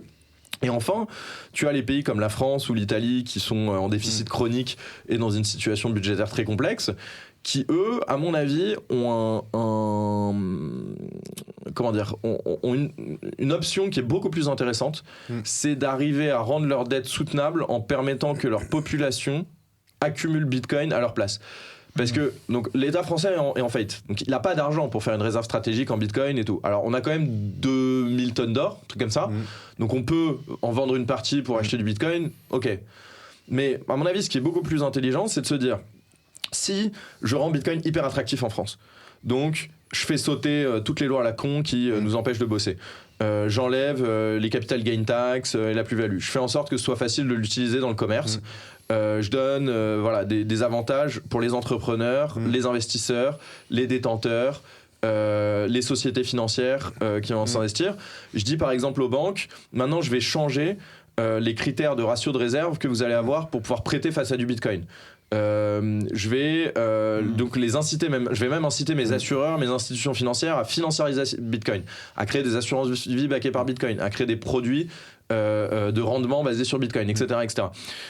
C'est un ensemble de lois que le Parlement et le Sénat pourraient faire passer. Hein. Et à ce moment-là, en fait, du coup, c'est la population qui va s'enrichir grâce à Bitcoin et l'État qui, par les revenus fiscaux qui vont en résulter, va rendre sa dette de plus en plus soutenable et revenir à un équilibre économique beaucoup plus sain. Et en fait, pourquoi c'est plus intelligent ? Parce que les seuls gens à qui reste du fric en France, c'est pas la puissance publique, c'est les particuliers et les privés. Et tous ces gens-là sont en train de se barrer parce qu'on leur a bien fait comprendre, comme tu disais tout à l'heure, que taxer les riches, taxer les riches. Et donc, au lieu de les faire fuir, faudrait les faire rester et leur dire, les gars, on va vous rendre immensément riches et on va tous en bénéficier et ça va nous permettre de sauver notre modèle. Ça, ce serait déjà... Alors, ça demande du courage. Et c'est quand même... faut penser un petit peu out of the box. Ouais. Mais ce serait beaucoup plus intelligent pour des pays comme l'Italie ou la France à moyen terme. Ouais, bien sûr. Donc, en gros, permettre à la population d'augmenter leur pouvoir d'achat et avoir un retour sur investissement pour un gouvernement de par la consommation, la TVA et d'autres types de taxes indirectes. Exactement. Ou même, tu vois, là, je parlais d'abolir quasiment la capital gain tax et tout. Enlève juste la CSG dessus. Tu vois, si Bitcoin il est taxé à 15% sur les capital gains, en fait, va y avoir une rotation des capitaux, va y avoir plein de boîtes qui vont vouloir s'installer. Pareil, si l'État, et il a les moyens de le faire, facilite, par exemple, réunit les banques françaises dans une pièce et leur dit, bon, alors maintenant, vous allez arrêter de faire chier les boîtes comme Bull Bitcoin, vous allez faciliter la création de comptes en banque, vous allez faciliter la création de produits d'épargne basés sur Bitcoin, etc. Vous allez travailler avec l'inspection générale des finances, avec telles administrations, tels chercheurs, tel truc, pour essayer de développer tout ça, mais on peut attirer des capitaux absolument gigantesques. Et pour revenir sur le Bitcoin, j'entends souvent pas mal de personnes qui, au final, n'ont jamais investi dans Bitcoin et qui se disent juste factuellement, aujourd'hui, c'est trop cher parce que, je sais pas, il y a 3 ans, c'était à 20 000, maintenant, c'est à 80 000. J'ai pas envie de rentrer dedans, c'est trop cher, limite, je vais acheter un shitcoin ou autre. Pour toi, qu'est-ce que tu dis à ces gens-là ? Est-ce que c'est trop tard d'investir dans Bitcoin ou ils peuvent commencer à investir ? Alors, je comprends, mais c'est un biais d'unité. On a cet adage dans Bitcoin en anglais qui est Bitcoin has no top because fiat has no bottom. Et c'est ce qu'on disait la dernière fois, c'est que tout à l'heure, c'est que la proposition de valeur du système fiat, c'est qu'on va en créer toujours plus d'unités pour rendre les dettes soutenables. Donc on disait 7-8%, tu vois, d'augmentation de la masse monétaire M2 dans la zone euro. Donc fondamentalement, parce que Bitcoin est absolument rare, aujourd'hui il a, au rythme d'émission actuelle, il a 0,8% d'inflation, je crois, quelque chose comme ça. Donc c'est déjà l'actif le plus dur, le plus rare au monde. Et donc fondamentalement, je sais que ça paraît beaucoup, 80 000 euros par Bitcoin. Sauf que si on regarde l'ensemble de la valeur détenue par le réseau, on est aux alentours de 2000 milliards d'euros. C'est rien du tout, 2000 milliards. L'or, c'est 12, je crois. Et encore, ça compte pas tout à fait tout, mais l'or connu qui s'échange sur les marchés, etc., c'est 12 000 milliards. Et on est en train de dire depuis tout à l'heure que Bitcoin, c'est de l'or en mieux. Et donc, il a toutes les chances de le démonétiser. Donc, déjà, si on regarde sur un plan relatif, en admettant que la masse monétaire n'augmente plus, pour que Bitcoin devienne à égalité avec l'or, il faut qu'il fasse x6. Et ça, c'est sans inflation monétaire. Ce qui est illusoire. 7% par an, pour que les gens comprennent, ça veut dire que vous avez perdu la moitié de votre pouvoir d'achat en 10 ans. Donc, fondamentalement, c'est-à-dire que s'il n'y avait aucune adoption de Bitcoin, rien que par effet d'inflation, le prix doublerait tous les 10 ans.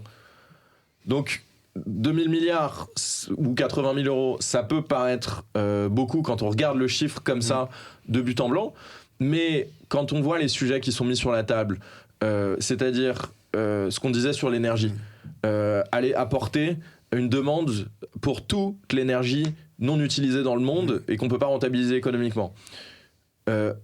Sortir du privilège exorbitant du dollar pour tous les pays qui sont mésalignés avec la géopolitique américaine aujourd'hui.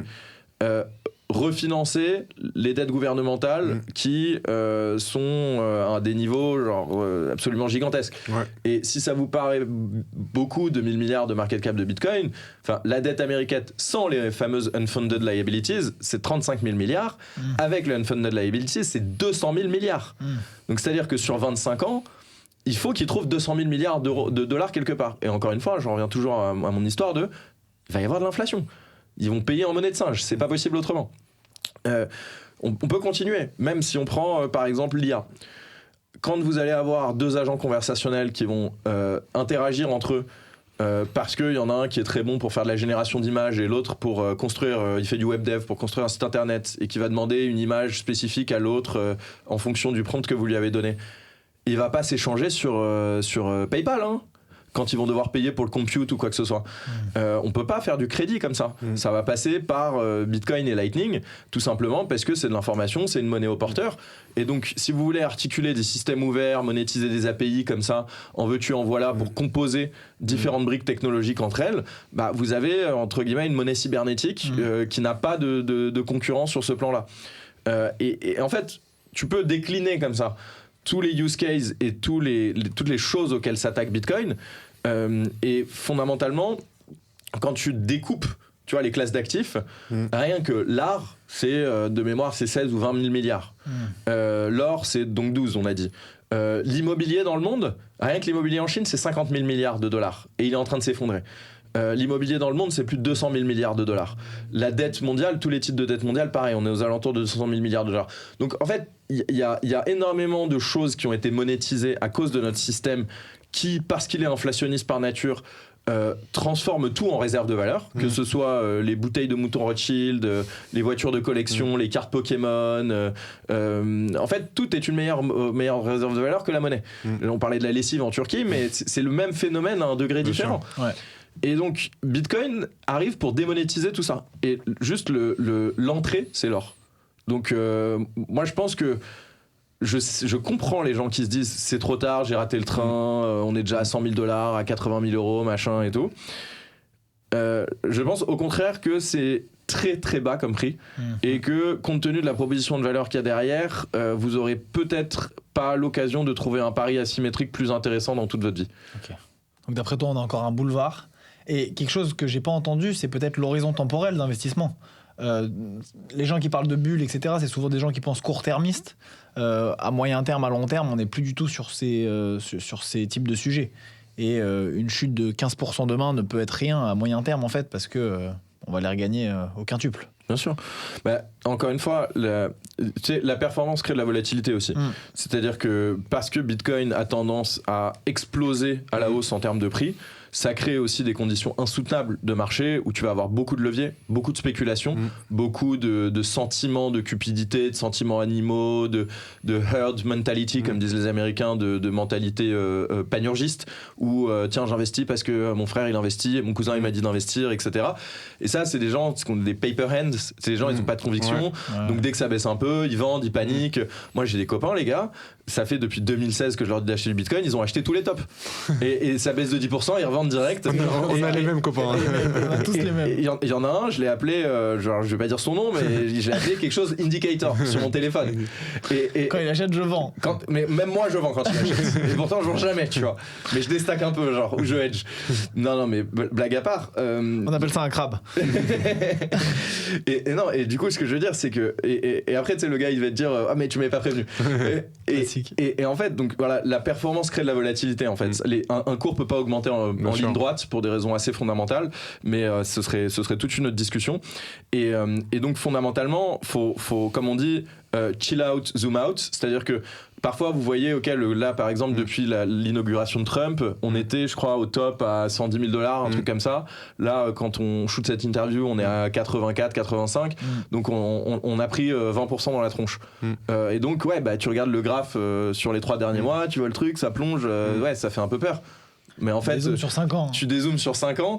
Et enfin, je sais pas, moi, quand je suis rentré dans Bitcoin, là, l'histoire, je vous racontais au Japon, moi, les Bitcoins que j'ai vendus là pour des yens, je les ai vendus à 1000 $. Et ça me paraissait déjà très cher, 1000 $. Et pareil, je me rappelle à l'époque, le prix commençait à augmenter. J'ai hésité à tout vendre à 2500 $ parce que j'étais là, mais c'est pas possible, ça va pas monter plus haut. Résultat des courses, 4 mois après, on était à 20 000. Enfin, et en fait, c'est un actif qui est inélastique. Encore une fois, quand le prix augmente, il n'y a pas de mécanisme pour en émettre plus, il n'y a pas de mécanisme pour le diluer. Si demain, l'action Total, elle fait x4, mais Total, ils vont émettre plein d'actions pour se financer. Ils vont émettre des nouvelles actions, ça va leur permettre de faire de l'exploration, d'investir dans les nouvelles technologies, ou même de garder de la trésorerie pour quand ils auront peut-être moins le vent en poupe. Là, il n'y a pas le CEO de Bitcoin qui va sortir et qui va dire ah, j'ai décidé, on va augmenter maintenant, là le prix il a bien monté, les gars, faisons kiffer. Non.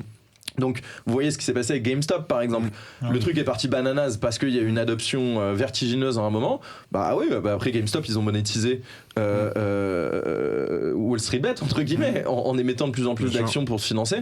Mais dans Bitcoin, il n'y a pas ce mécanisme qui pourrait corriger la volatilité. Donc, t'as cette inélasticité qui te bénéficie à la hausse parce que du coup, tu vas avoir des mouvements haussiers qui vont être très puissants. Et elle a un contre-coup, effectivement, c'est que quand ça corrige fort. Mais fondamentalement, tu as ces espèces de cycles un peu, tu vois, de bulles qui s'enflent et qui se dégonflent, mais sur une pente haussière. Avec des plus hauts qui sont toujours plus hauts et des plus bas qui sont toujours plus hauts.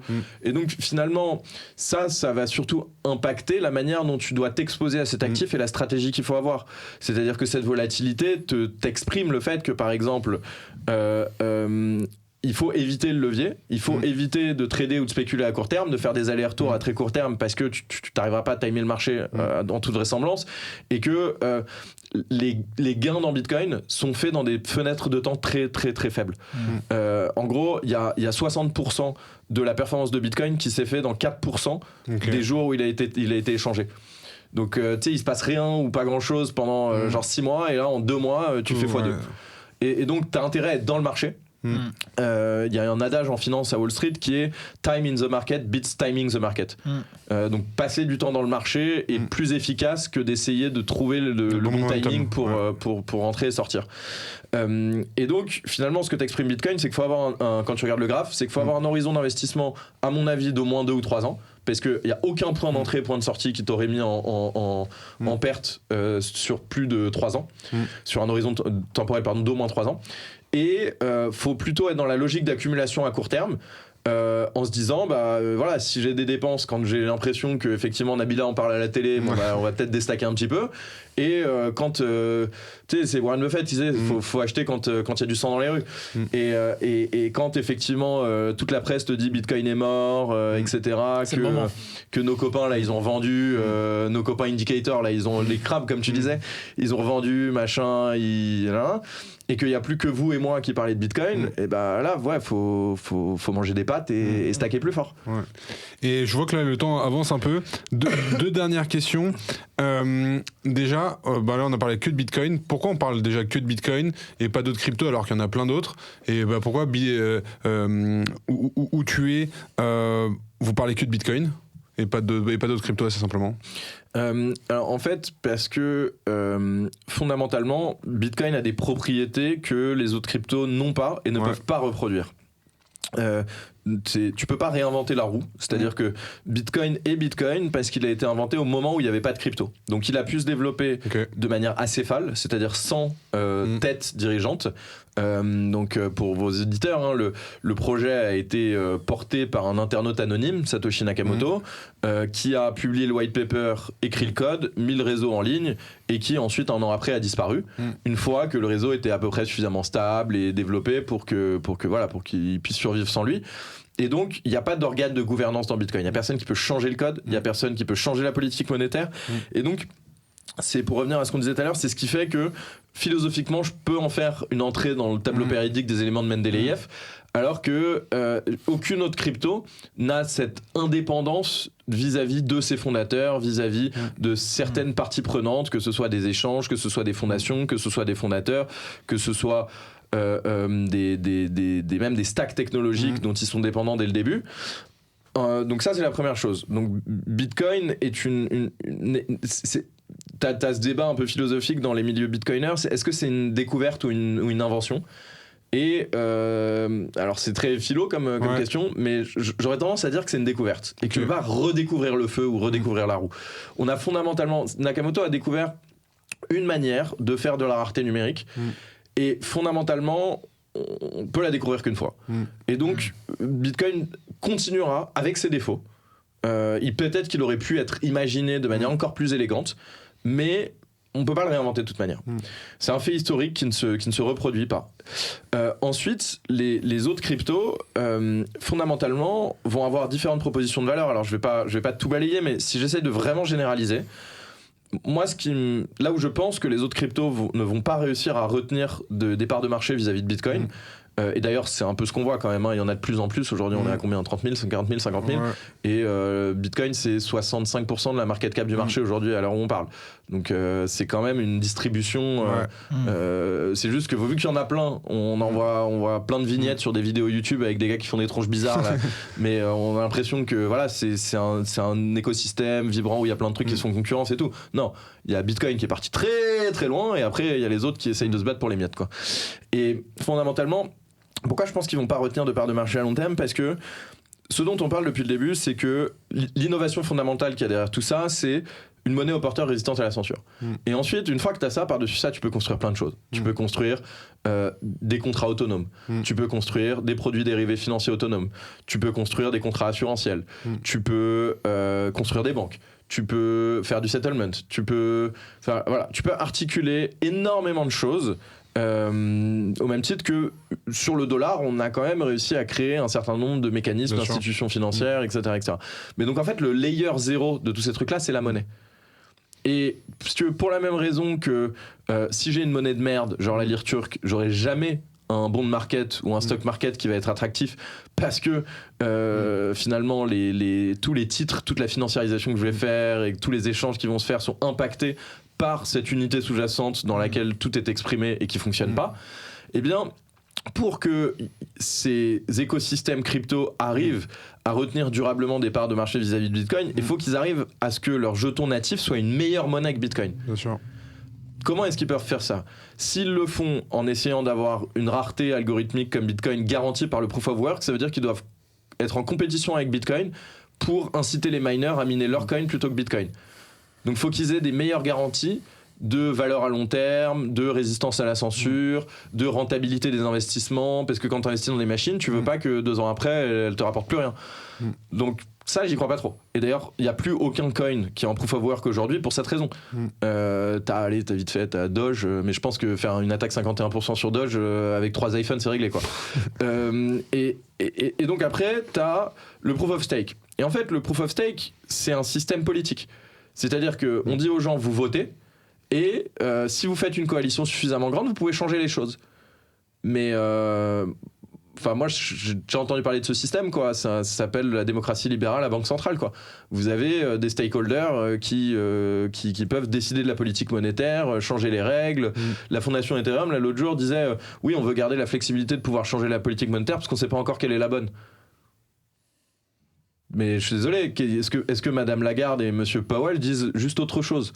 Donc, en fait, le proof of stake, fondamentalement, c'est un système politique où tu permets aux gens de changer les règles tous les 4 matins, mais qui va avoir envie de mettre son épargne à long terme, et je parle à très long terme, à 10 ans, 20 ans, entre les mains de Vitalik Buterin plutôt que Jérôme Powell. J'exagère un peu, bien sûr, hein. Il a peut-être moins de contrôle sur l'Ether que Powell sur le dollar.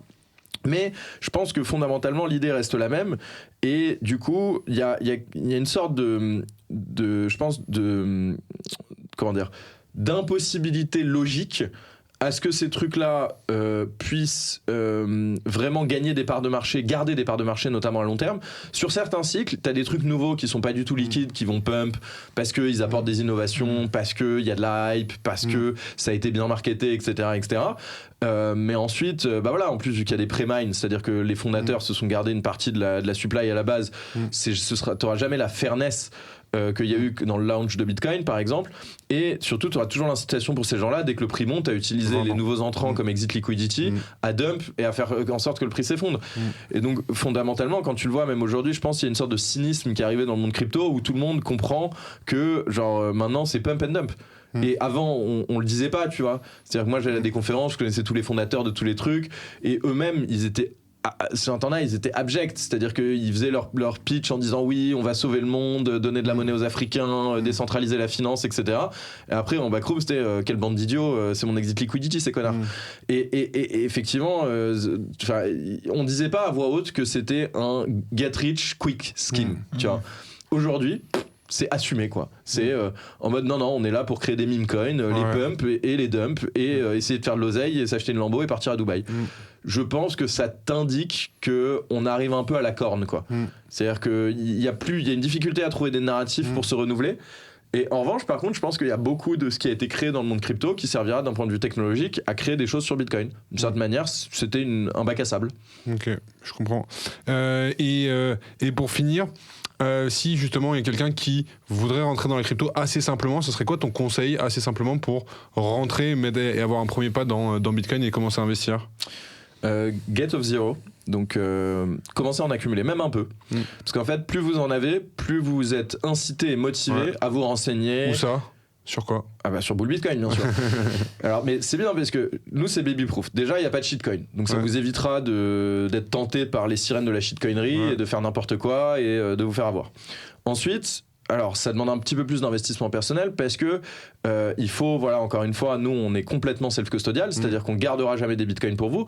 Donc, il faut que vous téléchargiez un portefeuille bitcoin et que vous appreniez à recevoir des bitcoins, à les envoyer et à les sécuriser. Mais franchement, déjà, nous, on fournit ces accompagnements gratuitement. Aujourd'hui, il y a plein de tutos, plein de pédagogie qui est faite. Un hardware wallet, c'est-à-dire un appareil spécifique pour sécuriser vos bitcoins, ça coûte à peu près 100 euros. Et au début, vous pouvez commencer avec des tout petits montants. Vous pouvez commencer avec 20 euros. Nous, on vous permet d'acheter même moins d'1 euro si vous voulez sur Bull Bitcoin. Du coup, vous pouvez par exemple télécharger un portefeuille mobile sur votre téléphone. Si vous êtes sur Android, par exemple, nous, on a même un portefeuille mobile open source. Sinon, si vous êtes sur iPhone, vous pouvez utiliser des portefeuilles qui sont custodiaux, donc où l'entité détient vos fonds, comme Wallet of Satoshi, ou des portefeuilles non custodiaux, comme Phoenix, qui est développé par une boîte française qui s'appelle A5, qui est un des meilleurs portefeuilles qui existent, ou il y en a plein d'autres. Green Wallet, qui est très bien aussi. Bref, vous allez trouver. Et à ce moment-là, vous en achetez un peu. Et vous jouez avec. Mais pas en mode spéculation. C'est-à-dire que donc, vous allez sur notre plateforme, par exemple, vous en achetez, vous essayez de les retirer. Donc ça va vous demander de créer un portefeuille, mettre votre adresse. Vous allez ensuite aller voir la transaction. Tu vas au bout du process, quoi. Voilà, c'est ça. Tu t'expérimentes, en fait. Pareil, essayez de créer 2 portefeuilles, de vous en envoyer un peu d'un portefeuille à l'autre. Et notamment, en fait, le fait d'en avoir un peu et d'expérimenter avec, ça va vous inciter à vous intéresser un peu plus en avant à tous les sujets connexes et à toutes les possibilités, les différents services, la technologie et tout. Et ça, il y a énormément de contenu en fait qui est en accès libre. Des chaînes YouTube, des vidéos YouTube, des articles, des livres. Si vous voulez des livres par exemple pour comprendre les fondamentaux de Bitcoin, son histoire, etc. Il y a une super maison d'édition qui est spécialisée là-dedans, qui s'appelle Consensus Network. Si vous voulez de la pédagogie, vous pouvez aller sur Plan B Network, qui est une académie qui a été créée par un des premiers bitcoiners français qui s'appelait Roxy, qui avait créé une autre académie franco-française, là pour le coup, qui s'appelait Découvre Bitcoin. Les 2 sites sont encore viables. Vous allez également trouver... si vous voulez rentrer vraiment plus dans le détail, vous avez le Nakamoto Institute, qui est un site qui est maintenu par des OG Bitcoiners de la première heure, qui référence tous les articles fondamentaux et cruciaux dans la vie des cypherpunks, l'histoire de Bitcoin, donc genre le white paper, tu vois, et les 100 articles les plus importants. Et donc en fait, voilà, tout ça pour dire que c'est un peu une aventure. Faut quand même se dire que voilà, ça prend un peu de temps et d'effort et c'est pas la peine d'aller trop vite et d'aller FOMO. Mais la préconisation que je donnerais, c'est commencer à en acheter un peu, parce que si vous restez dans le théorique, vous allez décrocher assez vite. Alors que en fait, en achetant, vous allez être incité à vous renseigner un peu plus. En vous renseignant un peu plus, vous allez créer plus de convictions. Du coup, ça va faire que vous allez en acheter plus. Et ça va créer une boucle de renforcement entre votre compréhension du sujet, votre richesse et votre capacité à maîtriser d'un point de vue pratique les outils. Bien sûr, ok. Je sais pas si t'as une dernière question, Raph. C'est ce qui m'est arrivé, c'est mon expérience personnelle. Je suis tombé amoureux comme ça, en l'utilisant, et tu deviens amoureux, et d'un coup, t'as besoin d'en accumuler, t'en as jamais assez. Ouais, non, mais je sais plus qui disait Bitcoin is a mind virus. C'est un truc, effectivement, il y a un déclic à partir d'un moment. Moi, je me rappelle quand les 6 premiers mois où vraiment, après mon retour au Japon, je dormais plus, je mangeais plus. Je me réveillais dans la nuit comme ça. Tout Bitcoin. Ouais, mais parce que c'est je sais pas, si t'es curieux, c'est tellement intéressant. Et puis, c'est ça qui rend la chose difficile à appréhender dans toute sa complexité. Mais c'est aussi tellement pluridisciplinaire. Tu vois, tu peux passer une journée à t'intéresser à de l'histoire, de la philosophie, de la cryptographie, des mathématiques, de la finance, écrire un peu de code, voilà, donc t'as pas le temps de t'ennuyer. J'ai peut-être une dernière question, je sais pas si on a le temps encore. Pas trop, on va essayer, mais... Assez rapidement, hein, qu'est-ce que tu penses de MicroStrategy et de son fondateur Michael Saylor, qui pourrait être une solution pour des gens qui ne veulent pas stocker leur Bitcoin, ou qui pourrait être une solution en gros pour je vais pas se prendre la tête, quoi. Rentrer sur le marché du Bitcoin, mais sans avoir à gérer des achats, des timings sur le marché et des choses comme ça. Alors déjà Saylor, il a des couilles en acier trempé, parce que faire ce qu'il a fait, c'est impressionnant. Pour l'anecdote, j'étais sur il a été invité dans le séminaire d'un bitcoiner très connu qui s'appelle Saifedean Ammous, qui avait une académie en ligne à l'époque. Et c'est la semaine où il a annoncé son achat initial de Bitcoin, et il l'a annoncé live devant moi. J'étais sur le Zoom call. Et je me rappelle, j'étais en Sicile avec mon père, Et je me rappelle, pendant 24 heures, je dis, mais tu te rends pas compte, c'est l'attaque spéculative sur le monde, toutes les boîtes vont se mettre à faire ça, c'est tellement smart, tu lèves de la dette pas chère, t'accumules l'actif le plus rare du monde et tout. Tu sais, je le buguais comme ça, il en avait marre, genre. et effectivement, j'ai l'impression que, tu vois, personne comprenait rien autour et tout, et là les gens commencent vraiment à capter parce que il a généré, je sais pas, 50 milliards ou 60 milliards de shareholder value. Juste avec la stratégie la plus simple, même si elle est difficile parce qu'elle demande encore une fois des couilles en acier trempé, elle commence à être produite. T'as Metaplanet au Japon. Quelle est la stratégie, si tu peux l'expliquer à nos auditeurs? Tout simplement, ce que Saylor au début il a fait, c'est qu'il a pris la trésorerie de son entreprise, donc 450 millions de dollars qui fondaient comme neige au soleil parce qu'on était en plein Covid et que du coup il y avait plein d'inflation, et il s'est rendu compte qu'il pouvait pas l'investir dans grand chose qui allait lui donner des garanties suffisantes et qui allait être suffisamment liquide pour qu'il redéploie ce capital lorsqu'il en aurait besoin, tout en pouvant se prémunir contre l'inflation. Et donc à ce moment-là, il a lu le Bitcoin Standard, le livre de Saif Dinamous, qui est le meilleur point de départ d'ailleurs si vous voulez rentrer dans Bitcoin. Et il a compris que c'était un apex monétaire, que c'était un actif qui avait des qualités supérieures à tous les autres actifs, que c'était la meilleure réserve de valeur possible, et que donc il avait intérêt à garder son cash comme ça. Une fois qu'il a fait ça, il a ensuite eu l'idée de se dire tiens, mon entreprise est listée au Nasdaq, donc j'ai accès à des marchés de capitaux, donc je vais émettre des instruments financiers, donc différents titres de dette, notamment de la dette convertible ou des titres de dette normaux, parce que la Fédérale Réserve maintient les taux plus bas que terre, donc si vous voulez me prêter de l'argent à 1% pour que j'achète du Bitcoin, envoyez la monnaie. Donc je vais acheter un actif qui fait en moyenne 100% de performance par an, et je vais emprunter à 1% pour le faire. À mesure que j'accumule plus de Bitcoin et que Bitcoin s'apprécie, la capitalisation de marché de MicroStrategy augmente. Du coup, il peut prendre de plus en plus de dettes, émettre des actions, diluer ses shareholders pour acheter plus de Bitcoin. Et donc, aujourd'hui, quand vous lisez par exemple les rapports d'activité de MicroStrategy, la métrique la plus importante qui est donnée, c'est le nombre de Bitcoin per share. Et c'est ça la métrique qui cherche à augmenter le plus efficacement possible. Et ça a eu des imitateurs, tellement ça a bien marché. Vous avez Metaplanet au Japon, qui fait la même chose, et en France d'ailleurs The Bitcoin Group, l'allemand. Non, c'est un Français. Établi en Allemagne, autant pour moi. Oui, établi en Allemagne, mais il y a un des dirigeants, c'est Alexandre Lézet. Et effectivement, c'est des entreprises qui avaient d'autres activités, tu vois, à la base, et que des gens ont acheté juste pour faire une Saylor, tu vois. Okay. En se disant, voilà, le fait d'être connecté à ces marchés de capitaux qui sont perfusés de fiat, si j'annonce haut et fort et que je dis, ok les gars, je vais émettre tels instruments qui vont avoir tels avantages, et là on peut rentrer dans le détail de la structuration financière, mais ça nous amènerait trop loin. Mais l'idée est très simple, c'est je vais sourcer du capital avec ces instruments-là, et je vous garantis que je vais acheter des bitcoins que je vendrai jamais. Donc du coup, les investisseurs, ils aiment ça, parce qu'ils ont un upside sur le truc. Et donc du coup, ils sont prêts à te prêter à un taux très très réduit. Toi, tu prends l'argent, t'achètes des bitcoins, t'attends un peu, Bitcoin fait son truc, ça monte, ta capitalisation de marché augmente, et à ce moment-là, du coup, tu peux émettre plus d'instruments, tu peux diluer plus ton action. Et donc, tu as cet effet que certains ont appelé de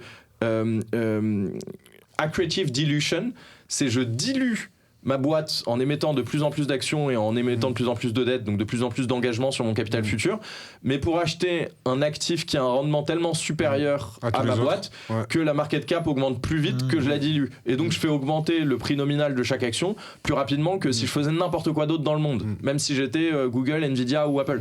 Et effectivement, il n'y a aucune entreprise sur une certaine plage temporelle qui ont une meilleure performance que MicroStrategy, alors même que moi je sais pas ce qu'ils font, frère. Genre ils font de la BI éclatée au sol. Genre moi j'aimerais bien aller voir dans leur bureau. Genre les mecs ils doivent, tu sais, dans leur OPEX, genre dans leur cœur d'activité, je crois ils font billard, baby-foot. C'est ça, ils doivent faire 500 millions de revenus par an. Et ils doivent compter leur bitcoin toute la journée. C'est ça, et derrière ils font 25 milliards de création de valeur financière juste en accumulant des bitcoins. Et ça se voit bien, Saylor depuis 4 ans il fait quoi? Il fait que des podcasts, tu vois, genre. Et donc voilà, donc ça c'est pour lui lancer des fleurs et tout. Et juste pour terminer là-dessus, par contre j'ai un problème avec Saylor, c'est que, et je pense qu'il dit ça parce que c'est dans son intérêt, c'est un bon vendeur. Voilà, c'est un très bon salesman, mais il ne met jamais l'accent sur l'importance de la self-custody, de la détention en propre. Et pour moi, quand tu détiens des actions MicroStrategy, tu ne détiens pas du Bitcoin. Tu détiens un actif performant. C'est intéressant, je trouve, relativement à d'autres actifs que pourraient être des actions et tout, mais tu ne détiens pas de la liberté. Le jour où il y a une faillite dans le système, le jour où l'État a besoin de se refinancer. Déjà, tu peux pas vérifier que Saylor il les a les bitcoins, même lui il les met en custody chez quelqu'un d'autre. Donc voilà, il y a un adage dans Bitcoin, c'est don't trust, verify.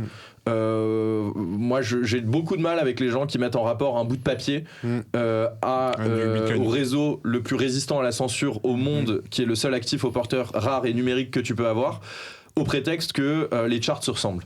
Tu vois, tu perds une des utilités principales. Et d'ailleurs, surtout, il y a un autre truc, c'est que si tout le monde est en custody, Bitcoin ne fonctionne plus. C'est absolument essentiel pour la proposition de valeur de Bitcoin qu'il soit utilisé directement par les gens et détenu directement par les gens, au moins à un certain degré. Ça ne veut pas dire que tout le monde doit faire de la self-custody pour 100% de ses coins, mais en fait, si tout le monde est chez des custodians, on a recréé le système bancaire. Et à quand tu penses le spread entre l'ETF Bitcoin et le vrai Bitcoin ? Bah, pas de raison que ça arrive, ça. Ah ouais. Bah, c'est le vrai Bitcoin est une valeur, en fait. C'est leur métier de corriger les spreads. Okay. Non, en fait, ce qui se passe surtout, c'est que de plus en plus, les asset managers sont obligés de proposer de la rédemption in kind. C'est-à-dire qu'il y a de plus en plus de clients qui, en fait, veulent pouvoir... et d'ailleurs, par exemple, le Blockchain Group fait ça. Et c'est ça qui est une proposition de valeur intéressante avec ce qu'ils font. C'est-à-dire qu'ils veulent pouvoir, au lieu de vendre l'ETF pour être crédité en dollars, acheter l'ETF en Bitcoin ou le revendre en Bitcoin. Donc pouvoir demander la rédemption des Bitcoins sous-jacents. Et c'est déjà le cas par exemple chez 21 Shares en Suisse. Donc vous avez déjà dans certaines juridictions des OTP qui vous permettent de le faire in kind. Et mes potes qui bossent dans cette industrie m'ont dit cette dernière année à peu près qu'il y a justement de plus en plus d'investisseurs un peu tradis, tu vois, qui étaient partis sur les ETF pour justement pas comprendre Bitcoin et tout, qui commencent à de plus en plus comprendre les propriétés. Après, ça veut pas dire qu'elles vont se refléter dans le prix. Bien sûr. Ok, bah merci beaucoup en tout cas Théo d'être venu, c'était un plaisir. Je vous remercie, j'espère que cette vidéo vous a plu. N'hésitez pas justement à aller voir si vous commencez à investir dans le Bitcoin, de regarder Bull Bitcoin. N'hésitez pas à appeler Théo, bon s'il sera peut-être trop sollicité, mais n'hésitez pas en tout cas. Je sais pas si t'as un dernier mot à dire. Non, mais si vous voulez rentrer en contact, bullbitcoin.com ou sinon @ThéoMagenet sur Twitter. En général, j'essaie de répondre, mes DM sont ouverts. Allez, parfait. Bah, je vous remercie. N'hésitez pas à liker et partager cette vidéo au maximum et à dans une prochaine vidéo. Merci Théo. Merci à vous les gars.